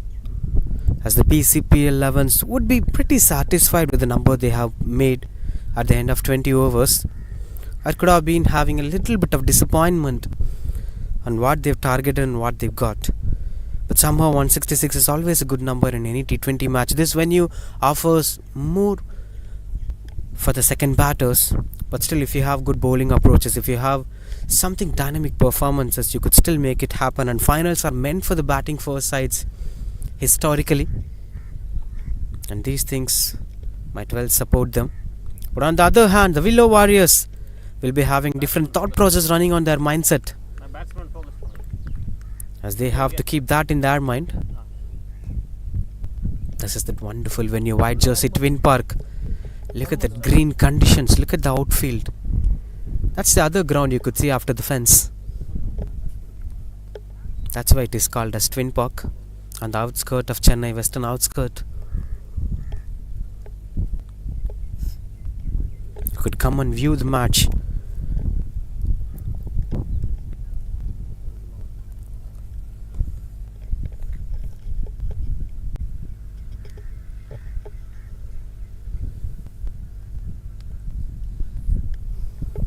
As the batters were getting ready, everything is set, the field positioning is being made, and the batters are getting themselves ready. After fielding for 20 overs, it will be a little bit challenging for them. Santosh Kumar Ji is a man to watch out for. 203 runs, is the leading run scorer of the tournament with an average of 40 runs.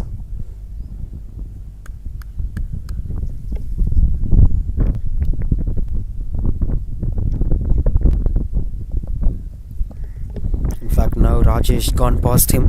With that 50, Rajesh is the leading run scorer.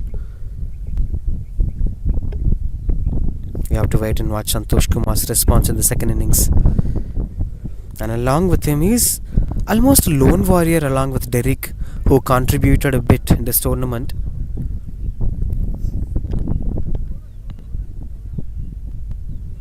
And with the ball, we could expect a lot from bowlers like Ganesh did a lot for Bcpl 11. Mukesh did really well. It's all about the way how they perform in a big stage. Rajesh did it really well.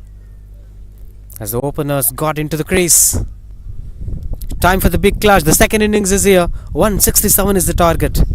Scarlet season number 2. Whatever happened in this tournament, we've seen teams scoring 234s, but now all you have to do is to score 167 to lift up the trophy. Now the field positioning is being made. Sweeper cover standing squarer behind the point fielder, and there is an extra cover standing halfway through the 30th circle, mid off inside the circle, cover point, backward point, short third man, and a wider deep third man. This seems like the bowler is going to target the outside off stump, back of length delivery. That's the kind of field positioning he's having. Only 2 fielders on the onside. As Santosh on strike. Straight away onto the patch. This is what something I'm not getting answers for. You have all your fielders on the offside. You have a wider third man. You have a deep point, and you're bowling a Yorker. There's something that's out of syllabus for the batter. Sometimes they'll be making the batters to expect for such kind of deliveries. Oh, the field set is focusing on outside off stump. The bowler will be bowling outside off stump. The batters will be making some early adjustments for that. If you bowl sudden Yorkers, it will work. But even in the first innings, we've seen Paul continue to bowl Yorkers by having the same field set. This looks out to be quite good, but unfortunately goes for boundary. A lucky edge and a lucky boundary for the batter. Santosh gets off the mark with that boundary. A lot of expectations on his batting today. He's the leading run scorer of the tournament, and the team will be expecting that performance to carry over.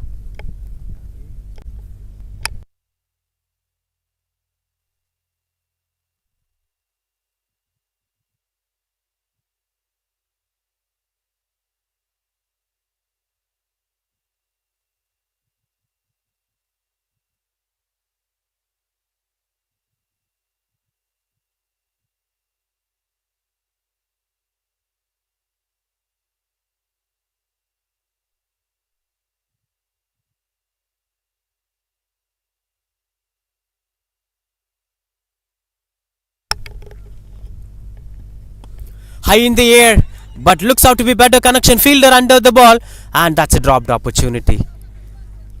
On a midday at 12:30 p.m., it's not an easy task to take a height catch. Even in the first innings, it was slightly okay. That way, it was criticized, but this is really tough choice for the fielder. You could barely see nothing with that sunshine. Look at that. He shows the sign of disappointment. I couldn't see anything. Continues to bowl Dowlat. Vignesh B with the bat. Picked up 4 wickets in the first innings. Oh, another closed opportunity. Again it goes for boundary. Both the batters had a risky option to score boundary, but gets off the mark with the boundary. Good try from the slip fielder. But previously the slip fielder was standing wider. Now he is standing little bit finer. That's why it's going on to the right side of him.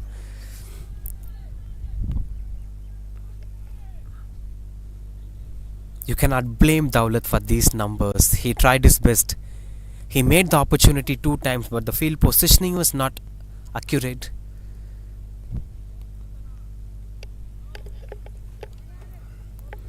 With one more. That's quite good under control. He's been bowling outside the off stump, keeping the momentum under control. I think this is the right way of approaching. At some point of time, you could bowl a surprise Yorker, having a fine third man at deep.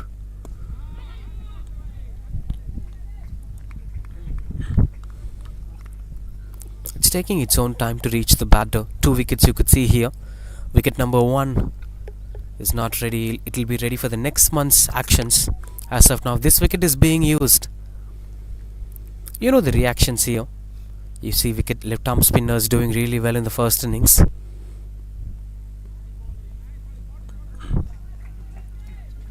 Been a positive start to the second innings. 10 runs coming after the first over.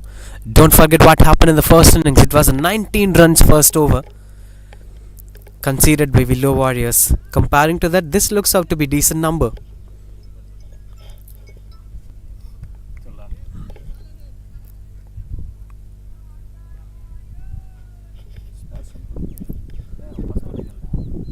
Steps out and goes over the bowlers. Mid-on fielder. And that's a maximum to complete the first over.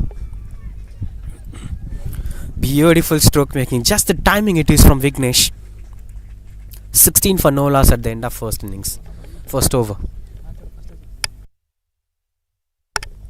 And this went out to be the first maximum of this game. Look at that. He's just checked the shot, but the timing was perfect. That's all about 6 hitting. Step out and get the connection better.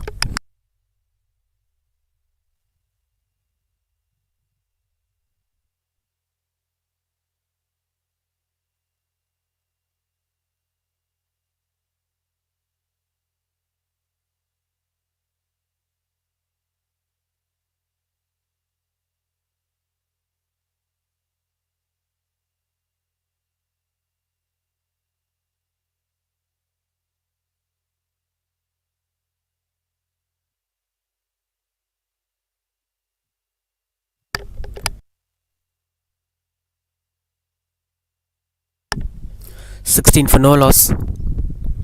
Paul KFCC with the ball.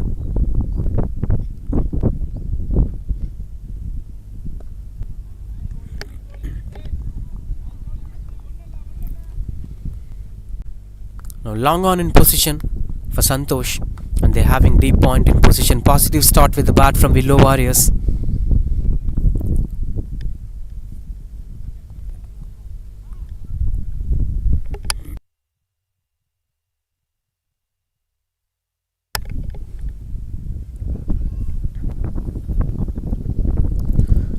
Now the big shot catches the call. As both the batters seems to be throwing their bats, they know the importance of chasing such targets. If you bat little bit lethargic, you couldn't reach the target. You should always have that, oh, it's a tough target, you have to chase it down in 18 overs. That mindset will help a lot. Open stance from Vignesh. This time high in the air, fielder under the ball. And that's a lucky one for Vignesh, as it's not covered well by the fielder. He's carried out with the sixer he scored in the previous over. He's thinking that he could go for big shots every ball he's facing. That's over excitement.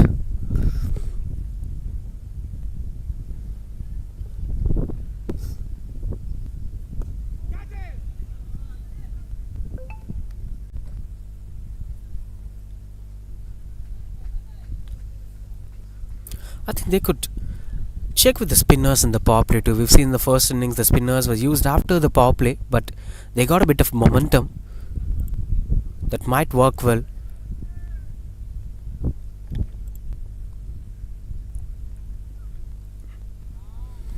As we've regularly seen skippers like Rohit Sharma believing in left arm spinners and using them in the power play.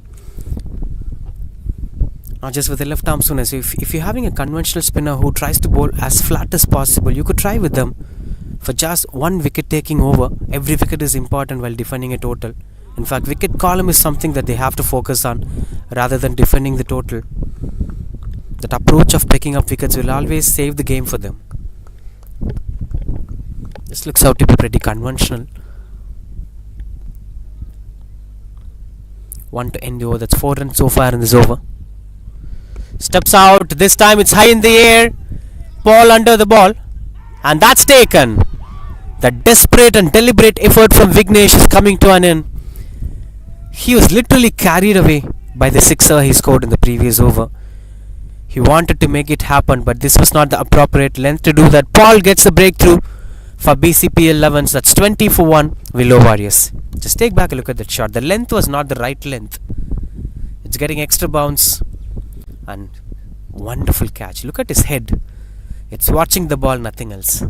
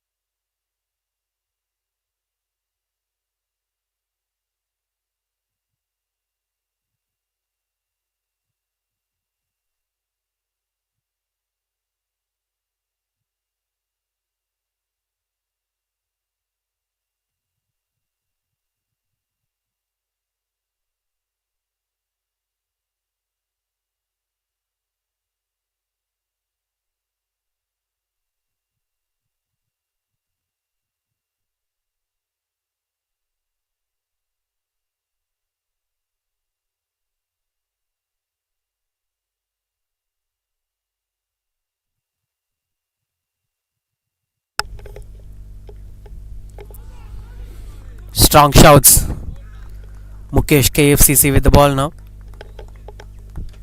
This approach again follows 3 bowlers in 3 overs, shuffling up with the bowlers and getting to know which bowler gets comfortable with the new ball. Will be carrying on with the same momentum.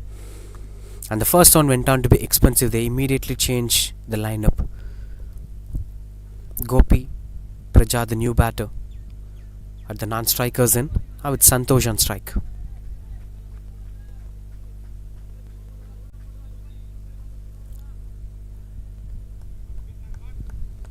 Bit of confusing field positioning. They're having a wider third man, they're having a long on in position. For what the bowler will bowl now.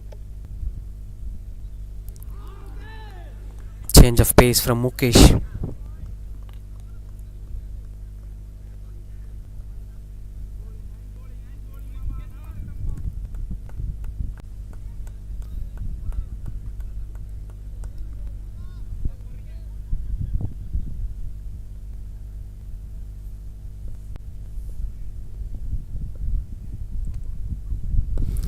Played through the covers. Juicy stroke making as it goes past the covers fielder.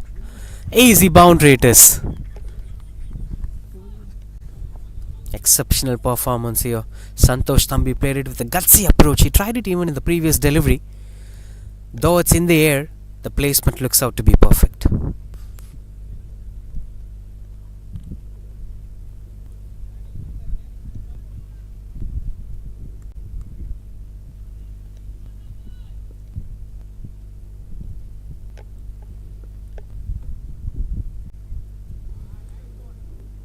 As it's going for wide. 26 for 1 Willow Warriors.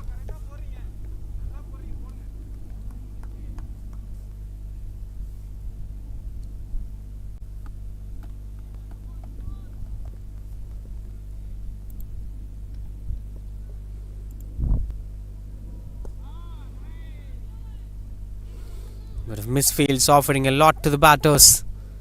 Now this will give a little bit momentum to the batter. Now that brings back the new batter Gopi Praja for the first time in today's game. An opportunity to express himself, to prove his worth to the side.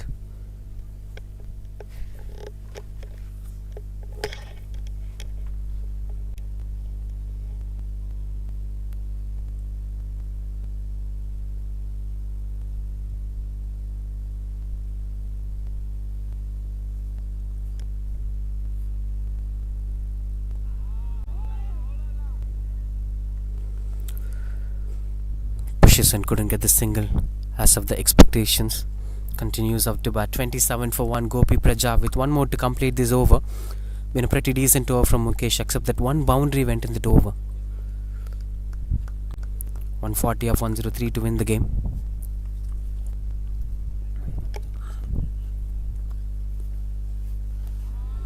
Swings and misses out. A dot ball to end the over. That's 3 overs, 27 for 1.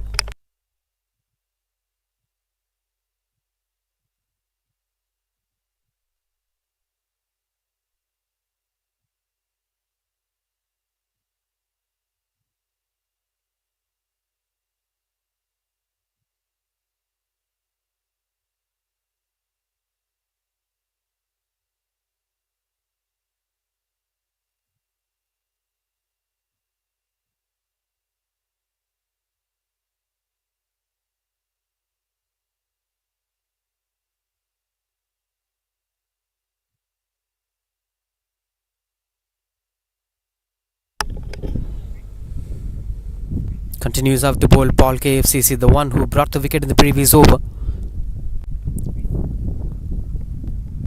Will be more crucial for the side. But that wicket was a thrown wicket by Vignesh. There should be much careful approach as well as a quick approach from both the batters. Current run rate is better than the required run rate. That needs to be maintained throughout the innings.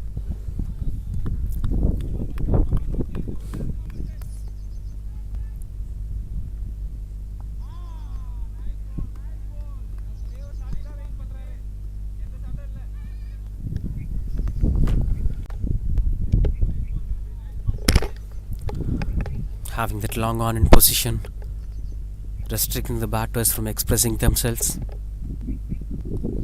Oh, catches the call, and that is a wonderful effort from the fielder. Tried his best, but couldn't grab that catch, but saves the boundary. Exceptional performance from the gully fielder. Just taking back a look at that one. Beautiful effort.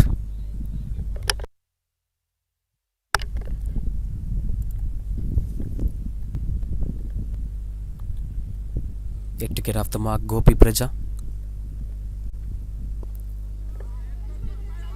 That brings the first run. Is a direct hit that had been fingers were going up. Gopi Praja, a desperation to get the first run, is costing him his wicket. He's not getting off the mark now. He have to get back to the pavilion without scoring. Exceptional performance from the fielding unit, and Gopi Praja have to walk back with disappointment. Look at that. Good throw under pressure, and no more hesitations. 29 for 2 Willow Warriors.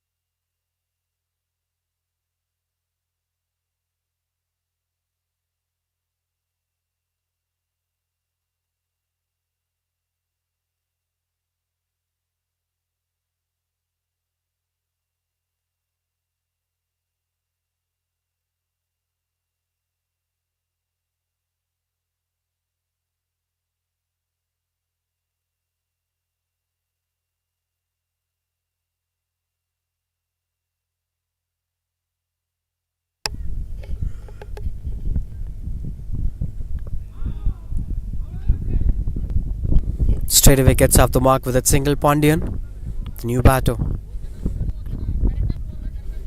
They must be very careful while running between the wickets, as the fielding standard looks out to be more solid with Bcpl 11s.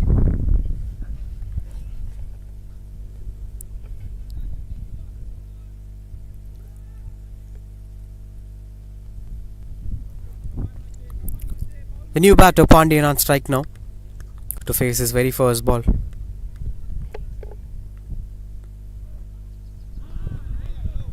It's quite good, under control. He's been altering his lengths and lines according to the way how the batters are batting. Looking out to be clueless here from Willow Warriors. They're actually getting confused on what needs to be done at this point of time.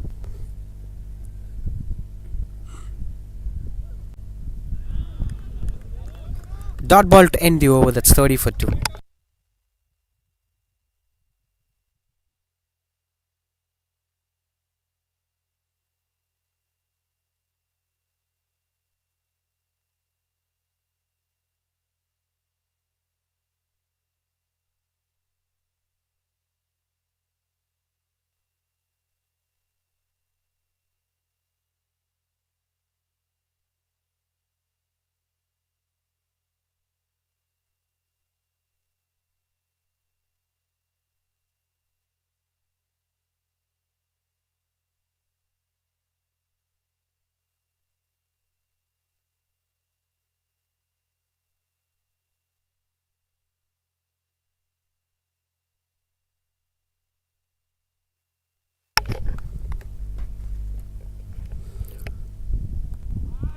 Continues to bowl Mukesh. The wagon wheel of Santosh looking out to be interesting. He's trying to play it through the covers and he's trying to play behind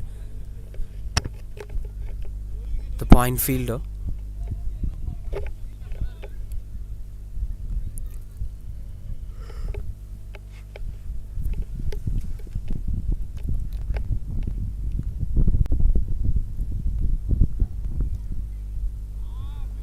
Swings and misses out. Couldn't see much of positivity with the batting unit as the fielders were speaking, bringing out a lot of energy. Now the Willow Warriors should use the power play to the fullest.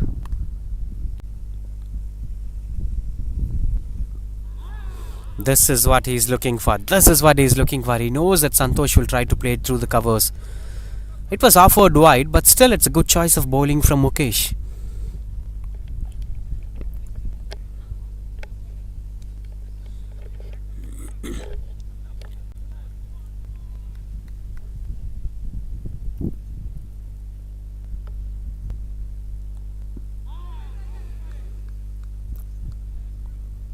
Appeal for this. Not looking comfortable on batting in this end. Maybe after this over the end will change. That may change at the momentum for Willow Warriors.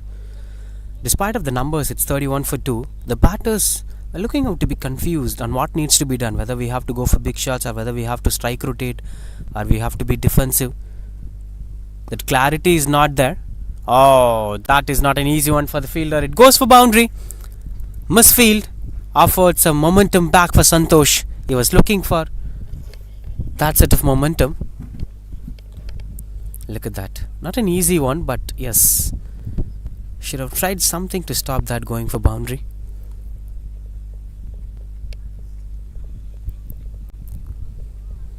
As there has been a bit of discussion from the bowler and the skipper.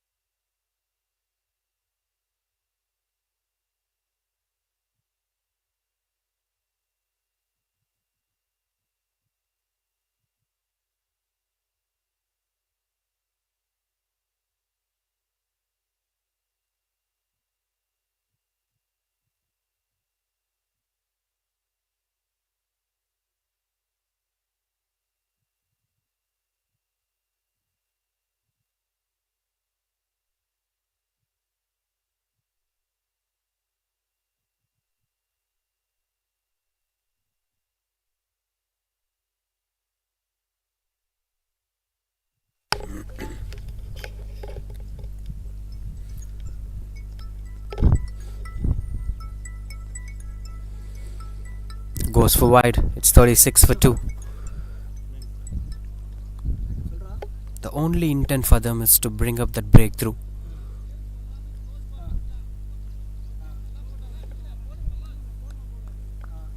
Trying to trigger the batters by bowling the ball on the strong zones of them. Oh, everything looks out to be close. I was thinking that it's getting little feather. It's not getting, but anyway, it's looking out to be that close. I think Santosh is playing more of nothing shots except that cover drive.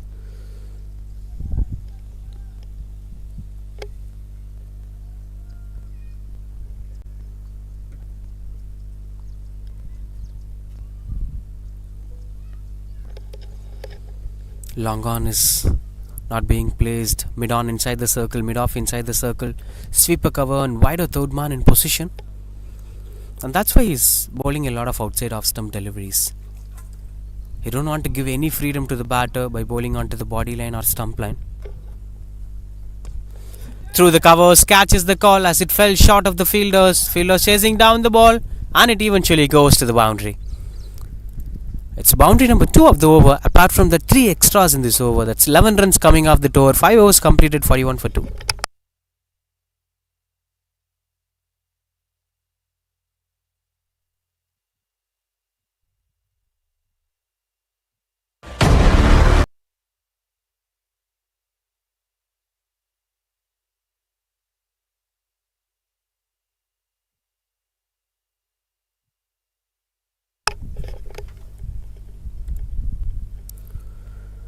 Yet to get off the mark, Pandian. It's 41 for 2. Last over of power play and change of end is here. But not the change of bowler. Paul continues his third over. So for 1 wicket for him, 1 went on to be a run out. They'll be keenly looking forward to fetch 1 more wicket in this over, 1 or 2 maybe. That's the reason bringing out the said bowler again. Third over in the power play.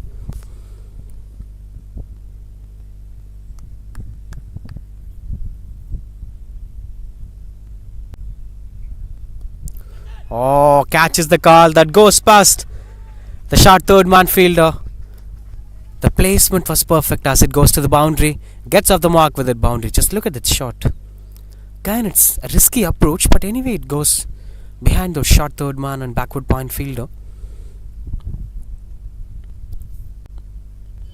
No footwork. He's just standing and delivering it.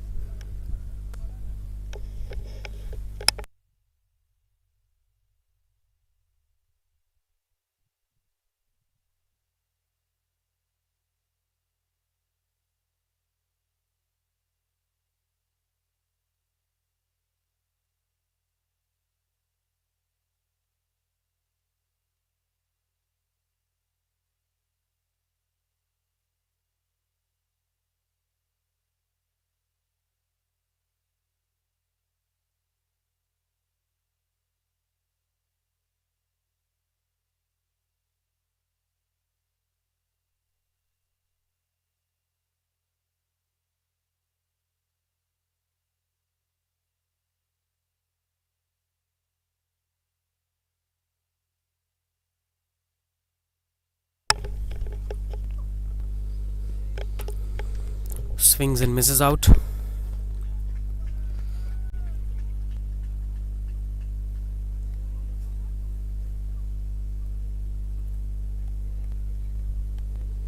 Continues off to bowl Paul. Oh, another thickish outside edge. This time no chance of that going for boundary. But every time the batters are playing, seems to be they lose their wicket. Couldn't see much of confident stroke making, but the numbers are improving anyway. 45 for 2 is a good number.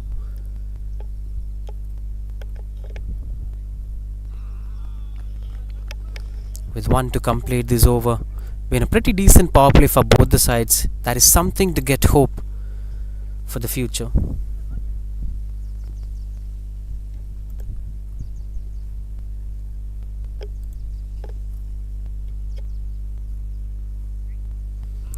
Oh, you would have had a close keeper. There is more possibilities of that being a stumping. As he's stepping out and playing that shot. Even he was staying there after missing the ball. would be getting more possibilities. Look at that.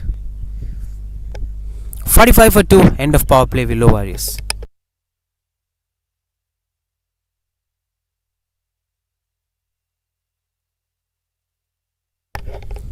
In fact, one more to complete this over. Just 4 runs coming off that over. 45 for 2. It's quite unfortunate. Dot ball to end the over. That's end of power play. 45 for 2 now.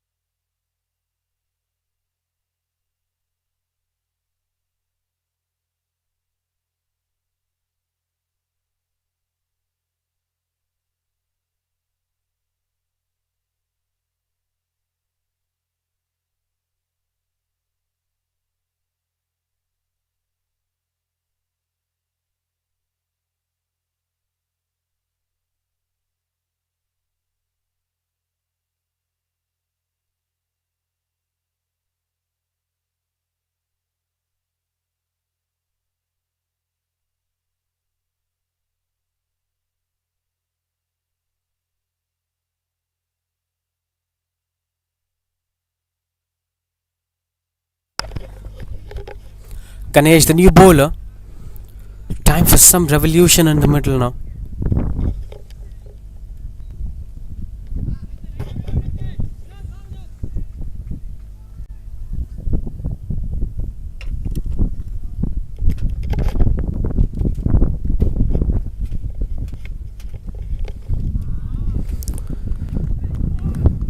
Swings and misses out.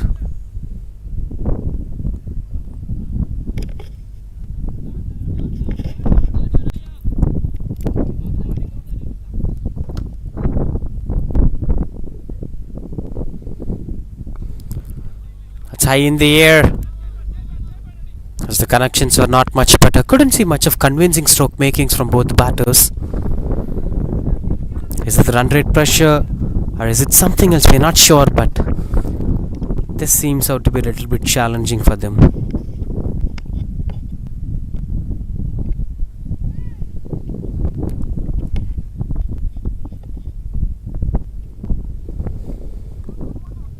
Out of control. While chasing such big targets, it's always important for the batters to carry over the momentum throughout the innings. You need not to finish things off quickly, but you have to carry over things until the end of 20th over or 19th over, because you cannot switch off for a moment and you cannot switch on at the later point of the innings. Oh, this is a beautiful shot. This is what have been meant as convincing shot. Got it from Santosh now, and that brings up 50 up here for the Willow Warriors. Just take back a look at that. Stand and deliver. The moment he hit the ball, everyone knows it's going to go for boundary. Nobody's moving for that.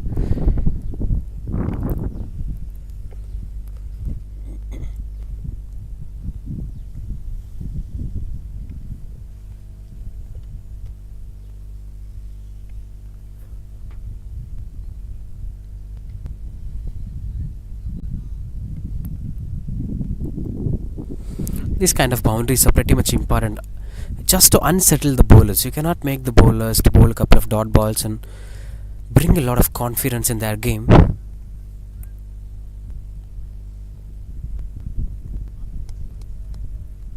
As it's going for wide.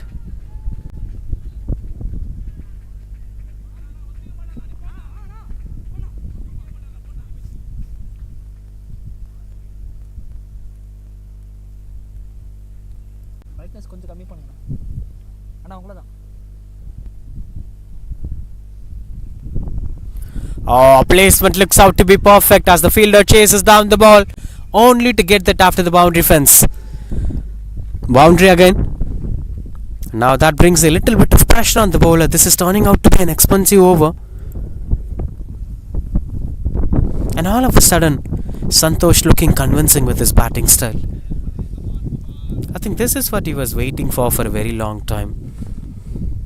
Now everything is getting connected.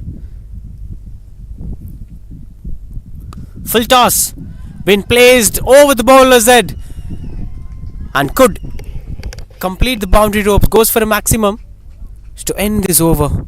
That's turning out to be expensive over. 34 runs partnership between Santosh and Pandian. Santosh moves to 37, 63 for 2 after 7 overs. This was the previous shot. Full toss been an invitation and Santosh taken that for granted.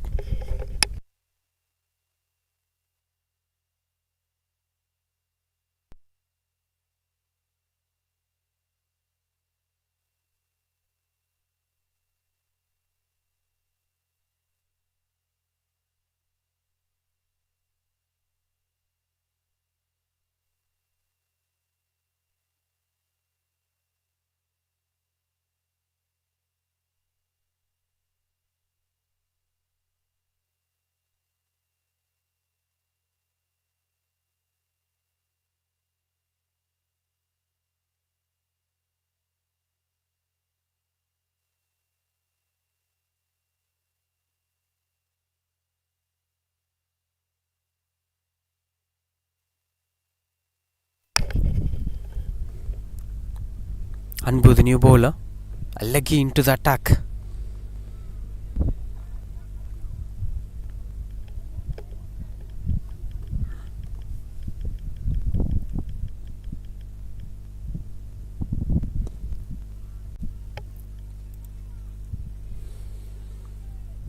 As it is being hit for single. Now the only rule for Pandian is to rotate the strike and give it back to Santosh. As Santosh is taking care of a lot of things. The run rate, putting the bowlers under pressure. Another big shot, another better placement, and that's a good save from the fielder too. Will be just a single. Good cricket all round overall. But Santosh's batting style is convincing. The dugout is enjoying his batting. We could clearly hear the claps from the people around.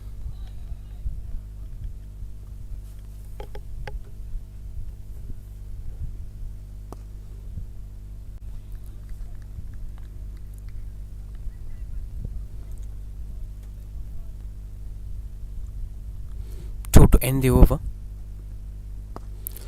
Goes over the bowler's head, catches the call. That is a good try from the fielder that eventually goes to boundary. But this time it's from Pandian. Good stroke making, using the spinners perfectly. The placements were looking out to be perfect. Not the perfect shot, but the placement was perfect.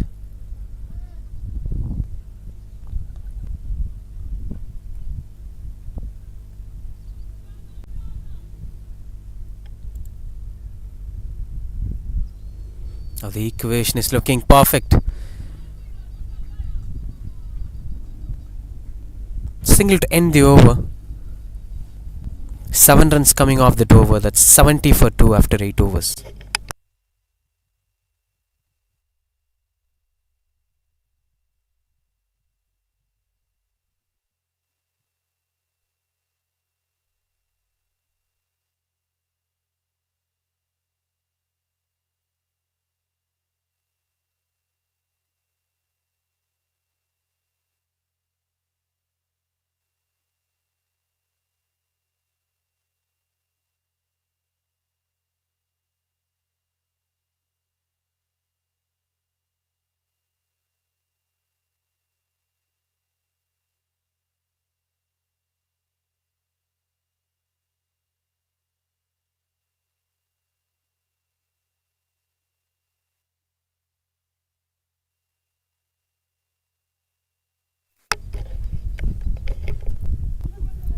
That goes behind the wicketkeeper. Lucky runs is here. Now the post power play is turning out to be the real power play, as the Willow Warriors are getting runs comfortably without any hesitation.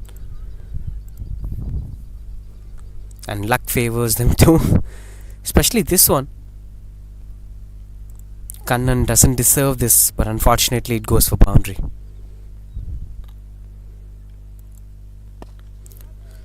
Catches the call. As it fell short of the fielder, will be just a single. but the intent is really good. Now just 93 more runs required to win the game.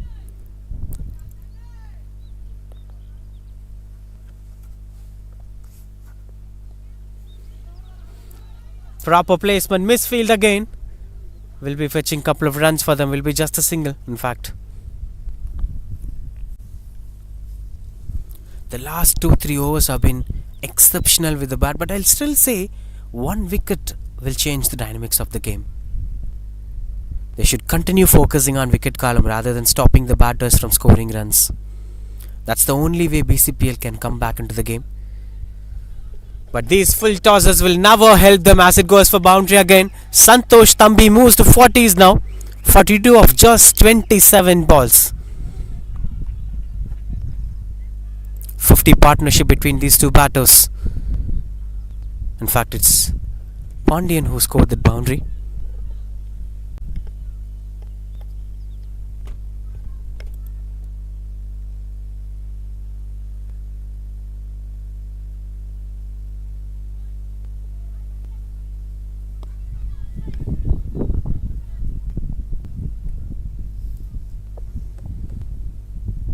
(39 of 27), Santosh Thambi.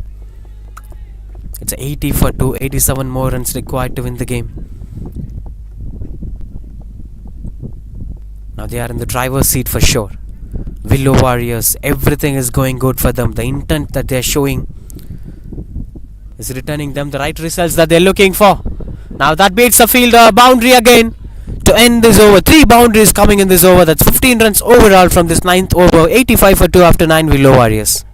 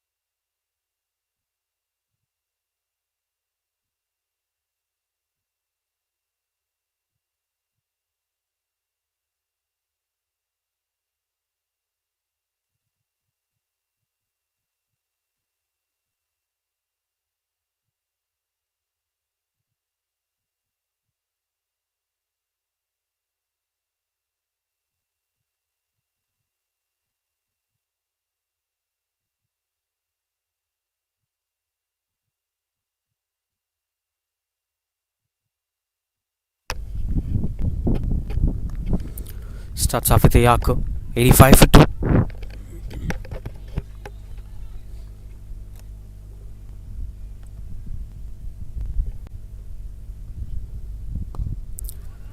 Got the connection better. Goes for boundary. Easy boundaries there. They're just picking the gaps perfectly, trusting the outfield and placing it to perfection. Look at that. Reaches the length of the ball. Good footwork from the batter. The same Pandian who just glided behind without moving his foot. Now he's extending his legs really well. 20 of 19, 43 of 28. They're both changing the dynamics of the game.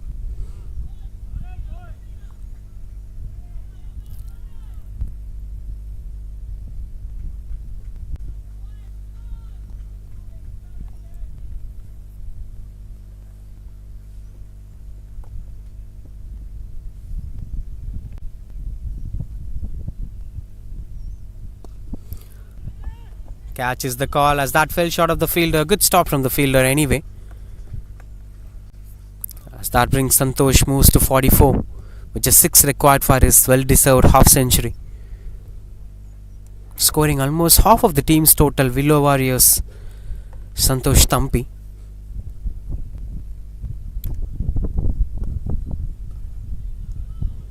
Oh, these were extra gifts given to the batters. Everything is going good in control, and these misfields are offering them an extra.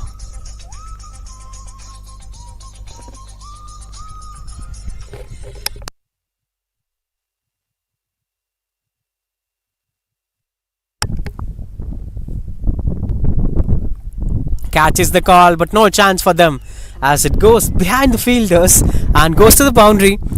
Scoring boundary looks out to be easy here. 10 overs completed, 96 for 2 halfway through the second innings. Willow Warriors are the driver's seat.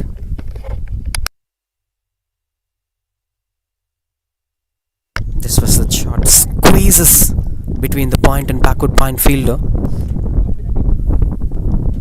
And boundary it is.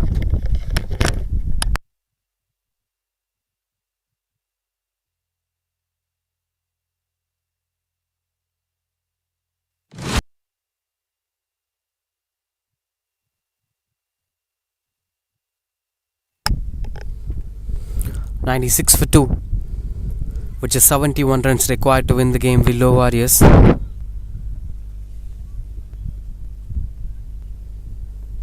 The first 10 overs it's 96. The next 10 overs requires just 71 from you. Things are going easy. Dawlat to bowl his second over. The first over was being bowled by him. Went on to be little expensive. And Santosh Thambi is in 48 at the non-strikers end. On the other hand, we're having Pandian, who's also playing a gutsy batting approach.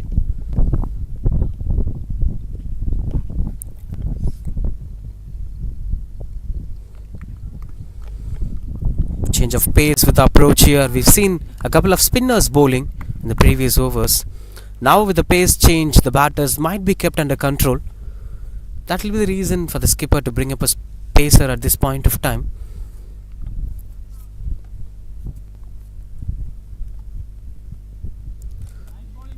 Another one swings and misses out. Bowls as wide as possible.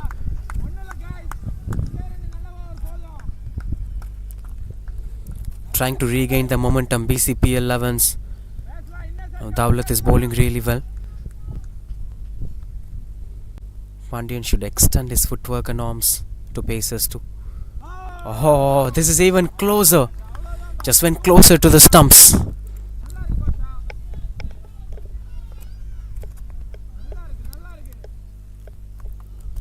Look at that, look at that. Pretty closer. These are the kind of approaches that pushes the batters under pressure. Now that communication between Pandian and Santosh Thambi is very important. His partner should ease him out. That's why they meant as partnerships.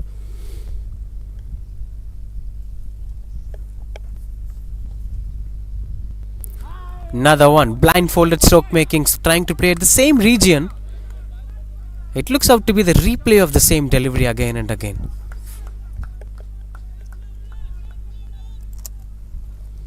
These kind of things must kept in control.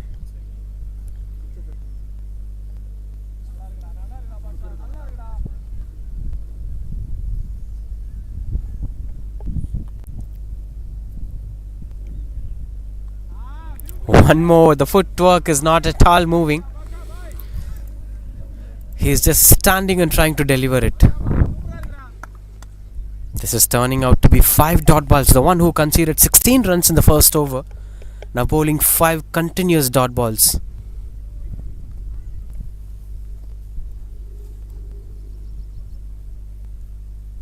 There should be some movement from Basha, some trigger movement from Pandian.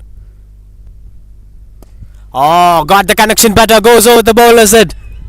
A wonderful stroke making, got the arc and made it a maximum. That brings up 100 up here for Willow Warriors with that shot. Look at that shot. Met the middle of the bait and eventually gone past the boundary ropes for a long distance. This was the replay. Look at that. I mentioned this earlier in the first innings too. Batters must step out for big shots. 102 for 2.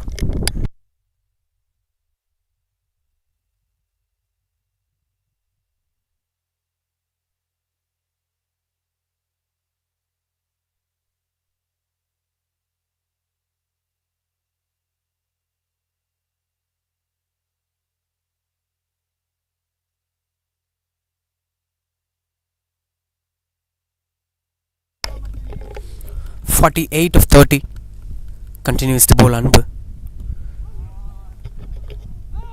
Oh, miscommunication. And that throw is out of syllabus. And that eventually becomes an overthrow. Gets the boundary. That's 50 up here for Santosh. Gets his half century, 52 runs off 31 deliveries. Spectacular performance. A wonderful batting display from Santosh. 9 boundaries and a 6 with a strike rate. Look at the number, 167. There's a strike rate. The same Santosh was criticized by me for giving nothing, playing nothing shots in the power play. He took his own time in the early phase of the innings and got himself comfortable, now scoring boundaries and sixes.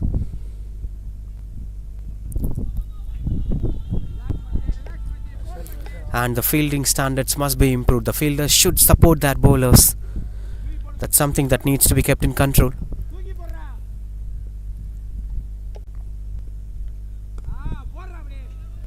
Should I go? Miscommunication. The yes or no confusions are still there between Pandian and Santosh.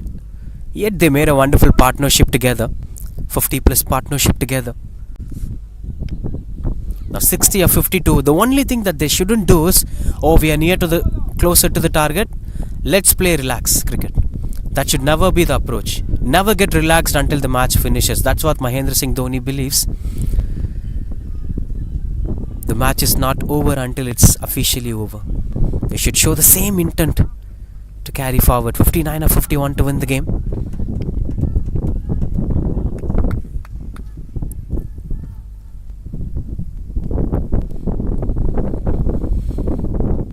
Anbu is trying to bring up the breakthrough. Now Pandian the batter. Strong shouts.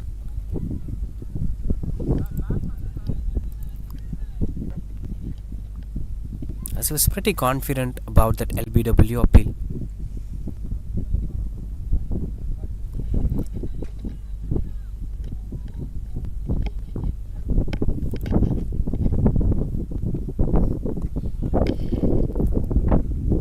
Couldn't get the elevation as of his expectation, Pandian. But things are favouring them as of now.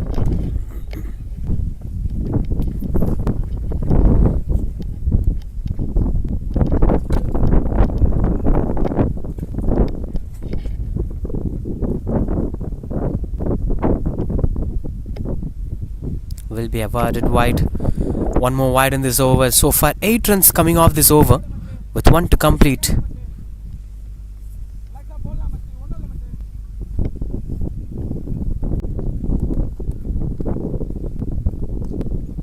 Goes over the bowler's head.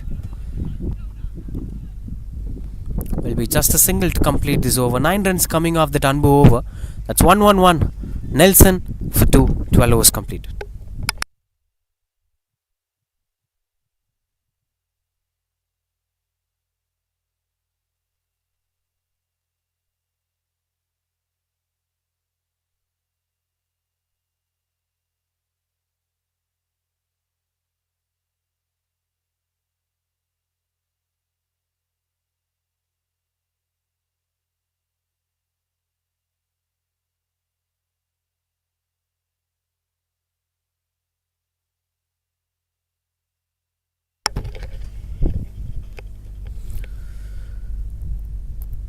Continues off to bowl Dawlat. Conceded a sixer in the last ball of the previous over. This is such a quick outfield as the ball is travelling as quick as possible.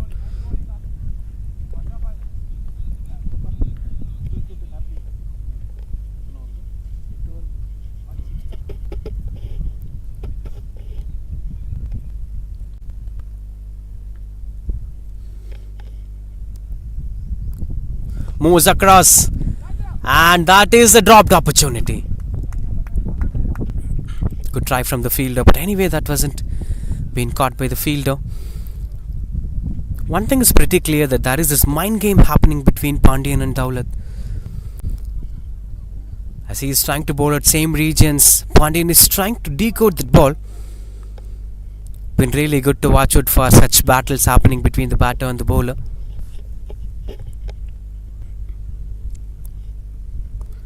Cuts it as the fielder in position at the wider third man. Will be just a single.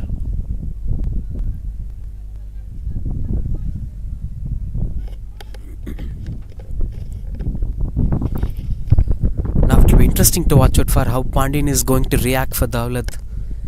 Whether he is going to move across or is he going to try a stand and deliver approach, as of he tried in the last ball of his previous over.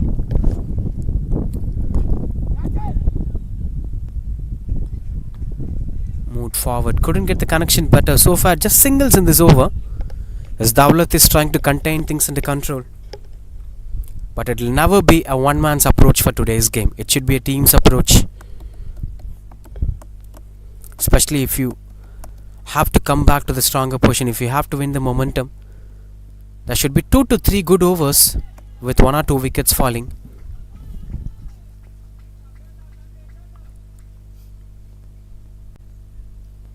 One more to complete this over. Have been quite good under control. Even the first 5 balls of the previous Dawlat's over were also good. The last ball went for 6er. The same Pandyan was on strike. Now what will be the response? Catches the call as it goes past the short third man for boundary to end the over. The last ball of Dawlat is not supporting him. Every time it goes for a 6er or a boundary. 120 for 2 after 13 overs. 9 runs coming off the top.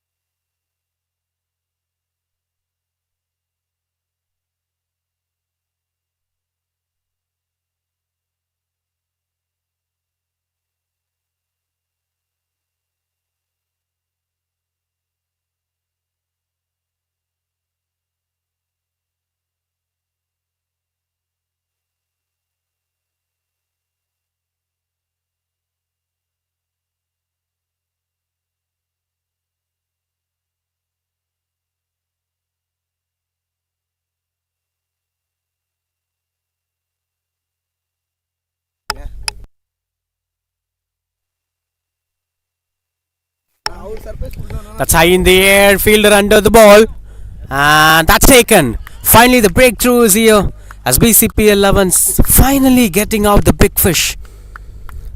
That's 120 for 3. Kannan came in and brought in the breakthrough. Got the timing better but couldn't get the elevation. It's a slow delivery from Kannan as it's not carrying out the distance. Santosh Thambi, such a wonderful performance coming to an end as he's walking back to the pavilion.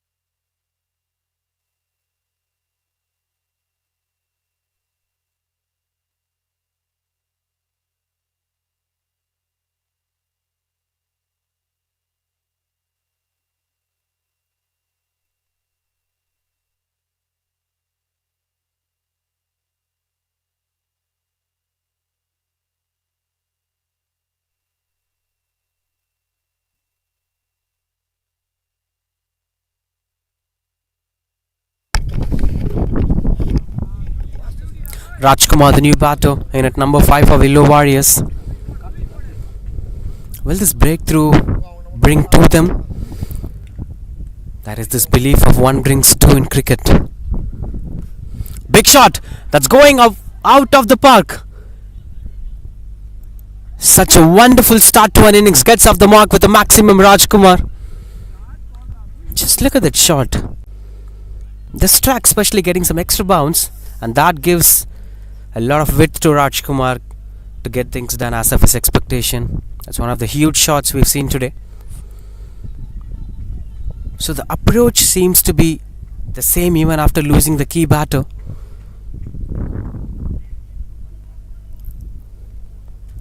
And these were gifted deliveries to the batter, especially to the new batters. Hit me for a sixer.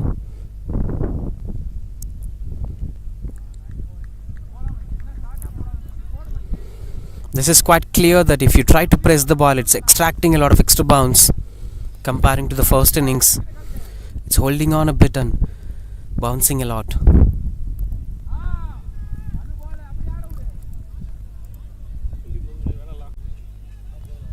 Just taking back a look at that.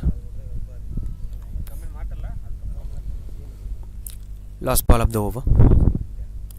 Oh, another swing and a miss. He wanted to go for the big shots. 6 runs coming off the over, 126 for 3.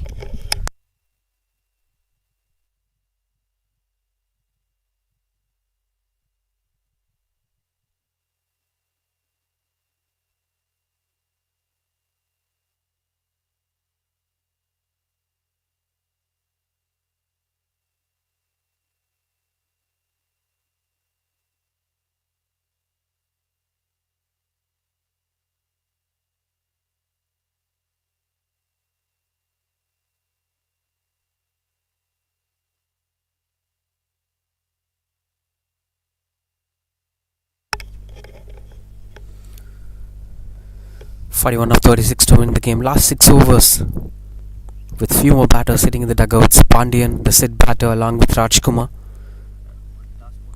Ganesh back into the attack. As it goes past the wicketkeeper, will be a couple of runs on the board. These were unwanted 3 runs for them, as everything is being kept in control.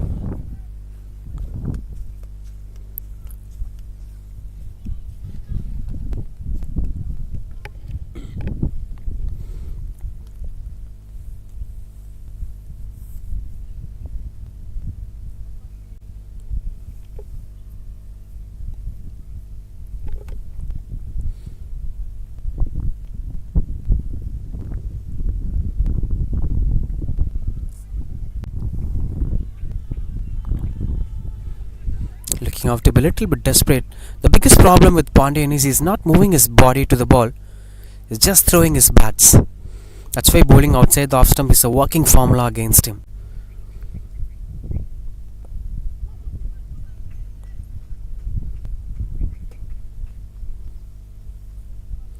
It may be a biggest drawback on his batting, but still somehow he's managing to keep things under control. 36 of 33.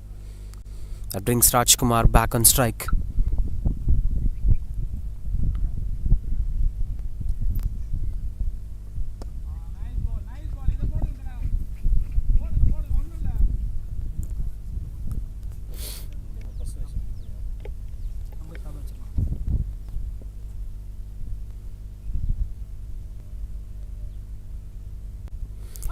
Oh, another swing and a miss.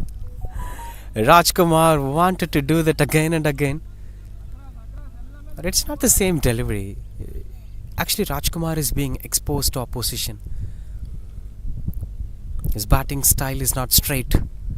He's trying to play it as cross as possible. That's high in the air, catches the call, but that unfortunately goes to the boundary. Good try from the fielder, but anyway, he manages to get the boundary over there. Rajkumar. Been a very long run for the fielders, tried their best. And this outfield today is challenging the patience of the fielders. One simple mistake, it will go to boundary.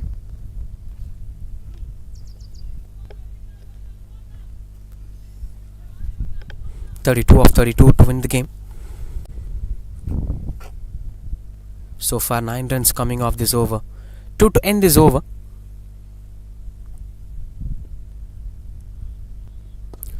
Another big shot, catches the call. Safe and secured catch taken. That ends the story of very short cameo from Rajkumar as he tried to play it over the long off fielder, But safe hands at long off, been taking the catch. Look at that. And as simple as it could get here. 135 for 4.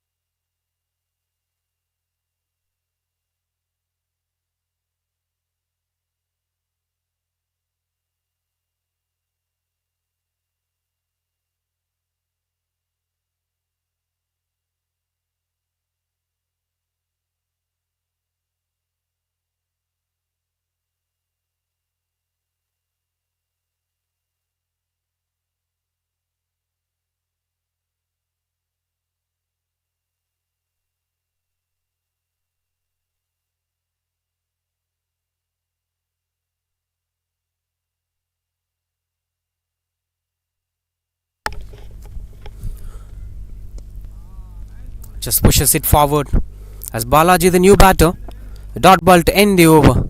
That's 135 for 4.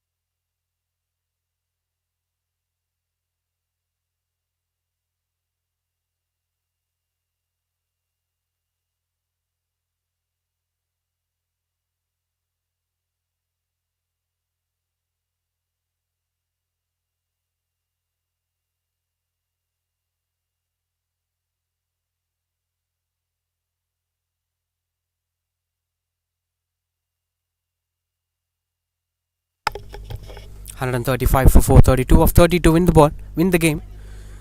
High in the air. You're trying to find aerial route comprehensively. No matter whatever happens in the game, the approach of Pandian looks out to be pretty same.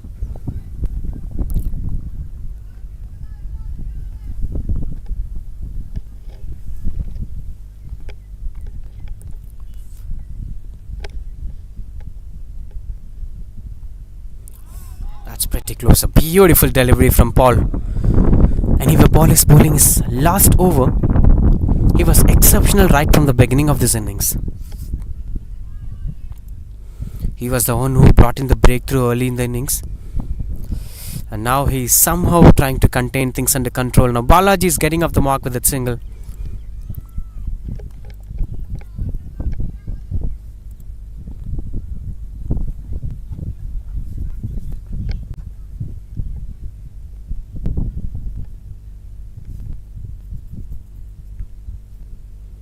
Swings and misses out. Couldn't get the connection that he's looking for.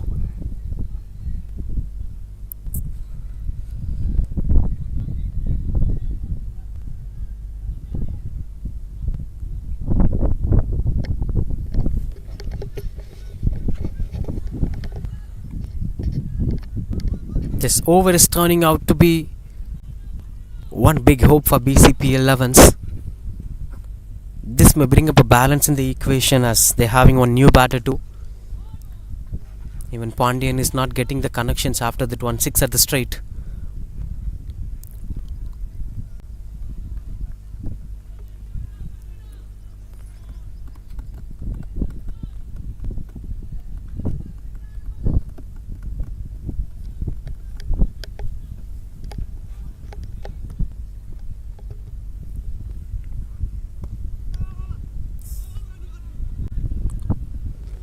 Just 4 runs coming off this over. Single to end this over. 139 for 4.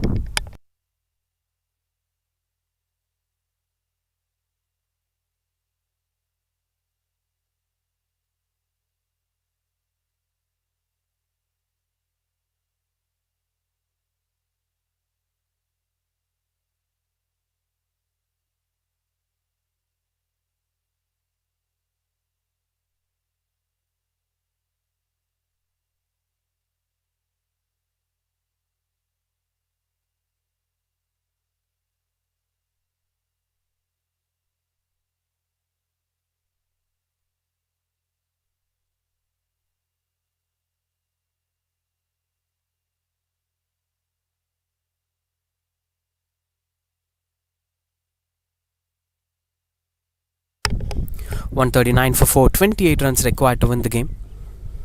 Ganesh is with the ball.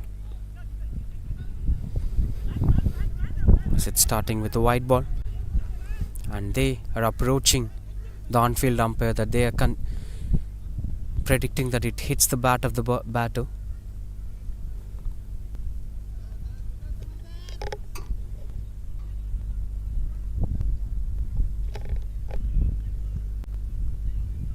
$28 of 23 to win the game will be more crucial for both the sides.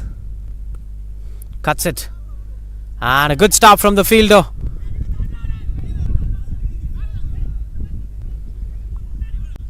Now this will be testing the patience of Pandian. Will he get the connection that he is looking for? Or will he step out to get that connection? கொஞ்சம் brightness increase பண்ணுங்க. Okay.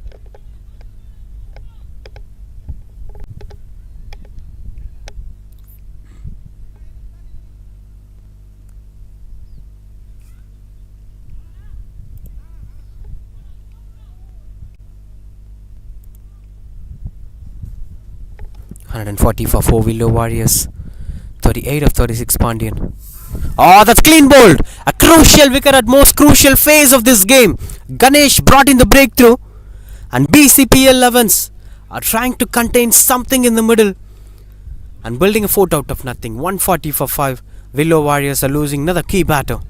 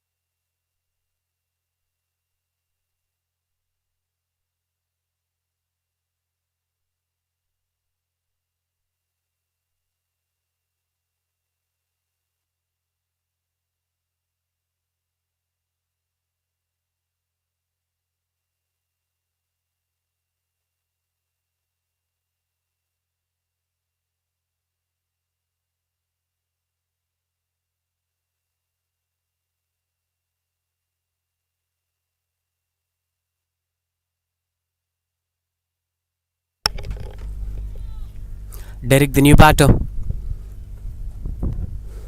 And at number 7, squeezes through the covers. This is what required at this level of cricket. Everything is under control. The run rate is not a pressure here. It's all about moving the scoreboard. Just avoid the dot balls. 1, 2. And rarely a boundary is enough to win the game. 26 of 20.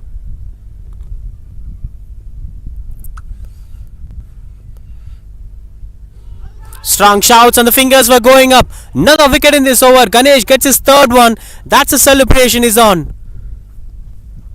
141 for 6 now as Balaji. I don't know what kind of shot selection it was, but unfortunately Balaji's approach is not working as of his expectation.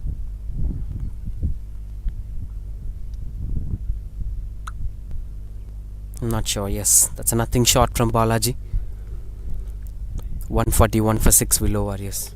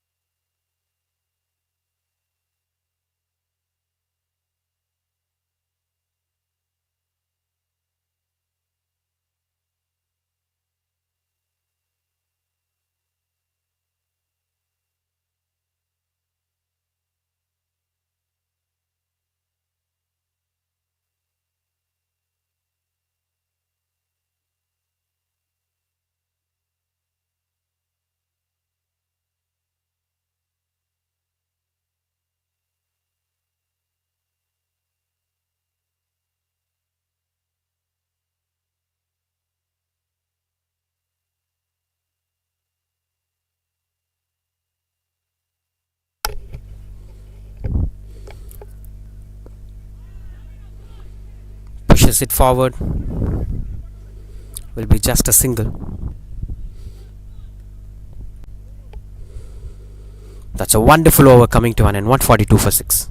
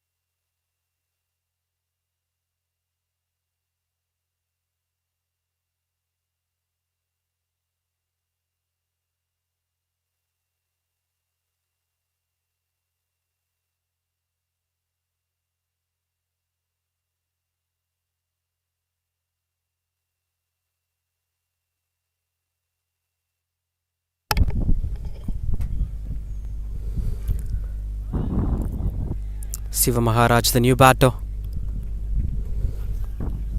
along with Derek. 25 of 8 in the game gets into more intense now. Now anybody could make it happen. The only problem with Willow Warriors is they don't have a set batter on strike. In fact, on both sides. That is ensuring a way for Bcpl 11s.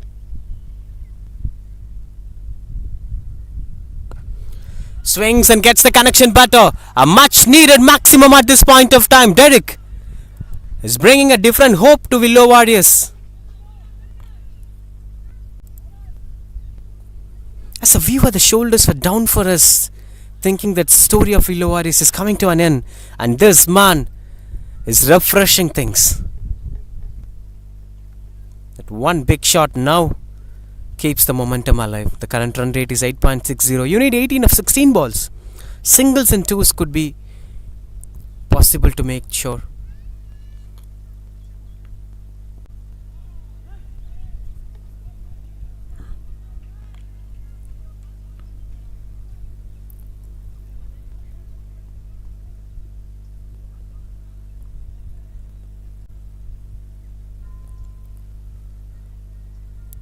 .149 for 6. Willow Warriors, such a wonderful batting display. And this is turning out to be quite good under control as Anbu is trying to give a good comeback after that boundary.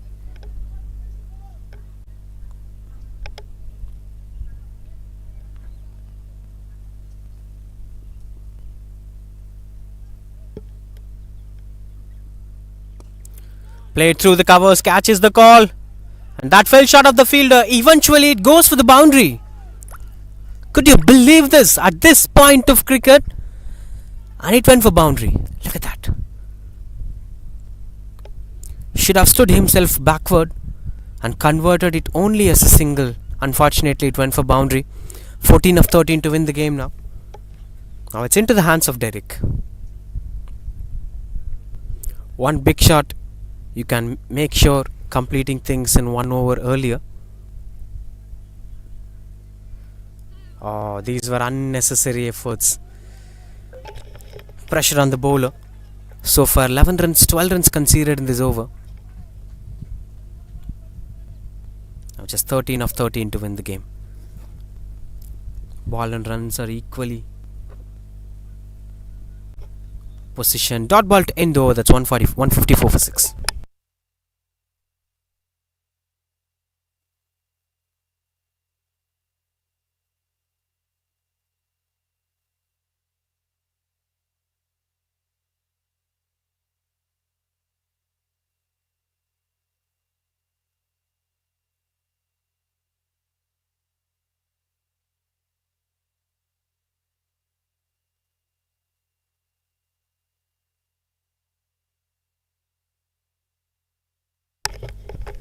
$154 for 6 with Shiva Maharaj. He knows what needs to be done. Just give the strike back to Derek, or if possible you could finish the game. All they have to do is not to lose any wicket and continue to move the scoreboard as more fielders are being placed inside the 30-yard circle now. Ganesh to bowl his last over. So far 3 wickets for him, 3 for 30.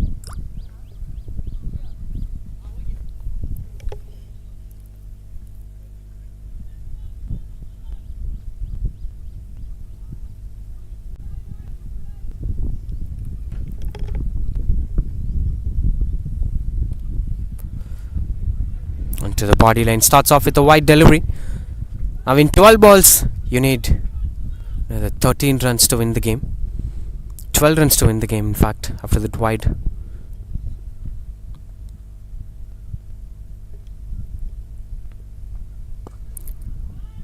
That's what been expected from Shiva Maharaj. Everything is under control now. Derek back on strike. It's all about just playing the quality cricket. One good shot ensures a victory.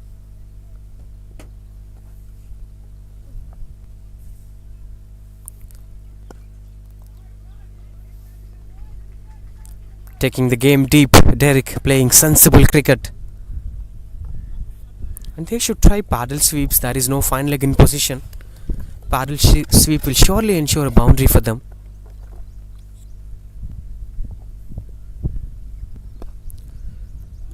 Two is the call from the batter, and that eventually goes for 4. Boundary this time from Shiva Maharaj. Now just single digit requirements for them. 6 of 9 to win the game. This is what I mentioned early in the first innings. In Chennai's gully cricket, there is no place for tailenders. There is no place for only prime bowlers. Everyone will bat.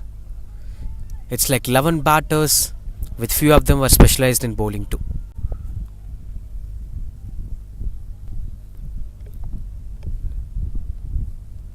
Three for 33. 157 for 6 Willow Warriors. Just 6 runs required to win the game. 1 maximum and the entire story will be finished.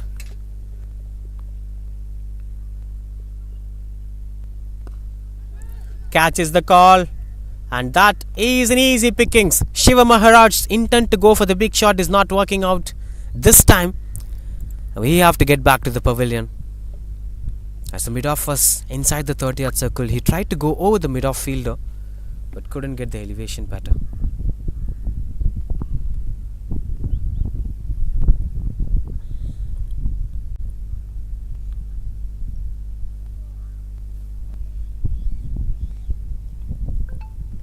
161 for 6. Willow Warriors.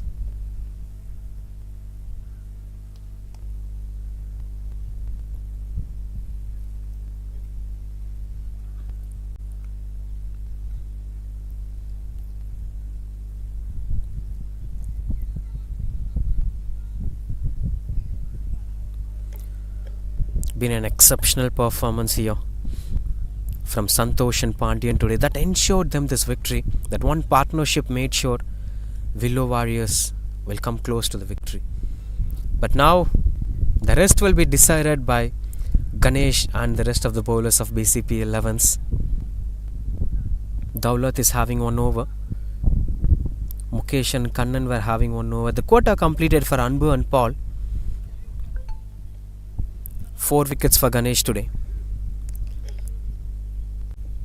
So we've seen 4 wickets from both the innings and we've seen a half century from both the innings. So it's a top quality performance from both the sides. Both deserves to be a victorians. But this final moment is for only one.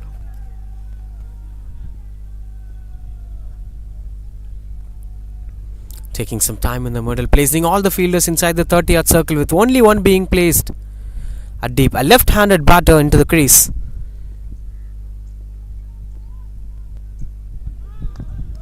That's quite closer. Which is 6 runs required in 7 balls to win the game.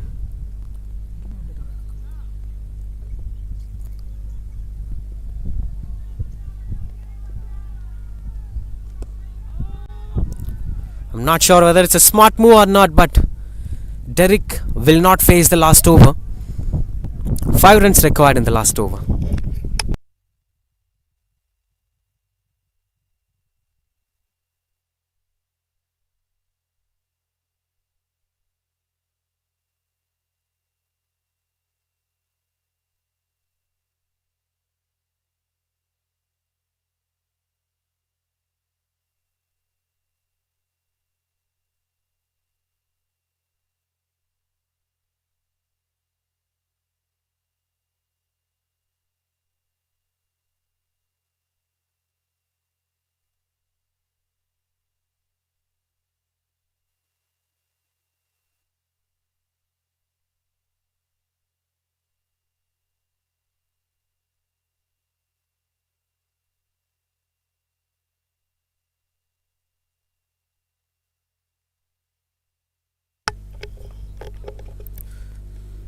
.162 for 7. 5 runs of 6 balls. Anything could happen at this point of time. The game is into the last over. The one who handles the pressure of last over could lift up the trophy of Scarlet season number 2. Is it going to be BCPL or is it going to be Willow Warriors? Paul Raj on strike.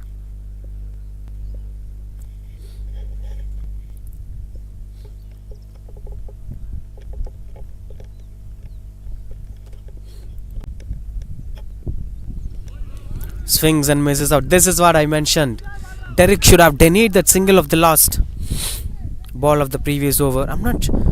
It's not about underestimating the values of Paul Johnson. It's about with one set batter you're having, you should give the maximum priority to that set batter that ensures the victory. Now I think Paul Raj should try rotating the strike or should try going for boundaries. Dot balls will keep on increasing the pressure. Gets the perfect timing it had been as it goes past the boundary ropes. Boundary it is and the scores are level here. Paul Raj proved us wrong as he is now trying to score the winning runs. Look at the way how he opened the base of the bat. That ensured him to get the boundary. No man standing in deep at point. Now the scores were levelled. 1 to win for Willow Warriors. The possibilities of Bcpl 11's is 0.1% from here.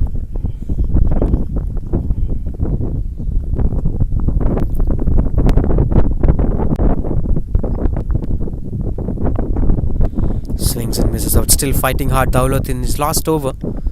One single required. All the fielders are placed inside the 30-yard circle. 3 dot balls could end the match as a tight game.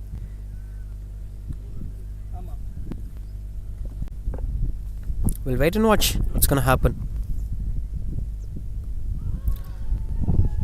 Derek calls for the single, and that's the moment.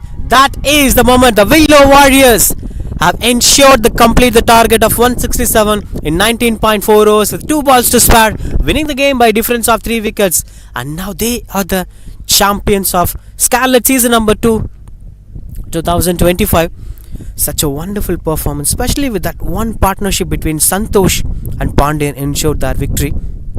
And along with that, in the most crucial part of this game, Derek have ensured to score a boundary and a sixer, and Paul Raj's boundary in the last over made things possible here for Willow Warriors to win this game. Such a wonderful performance as a team from Willow Warriors. Good fight here from Bcpl 11's bowler, especially Ganesh 4 wickets and Paul KFCC 4 overs, just 15 runs conceded. They have tried their best, but unfortunately this game is turning out to be a winning game for Willow Warriors. So the news from the center is Scarlet season number 2 champions are Willow Warriors, beating up the table toppers by a difference of 3 wickets with 2 balls to spare. That's a story from the center. And Vignesh will be prioritized as the man of the match with his 4 wickets with the ball and quick 11 runs with a massive sixer on the long on. That's a story here. Join us with the post-match presentations for the award presentations.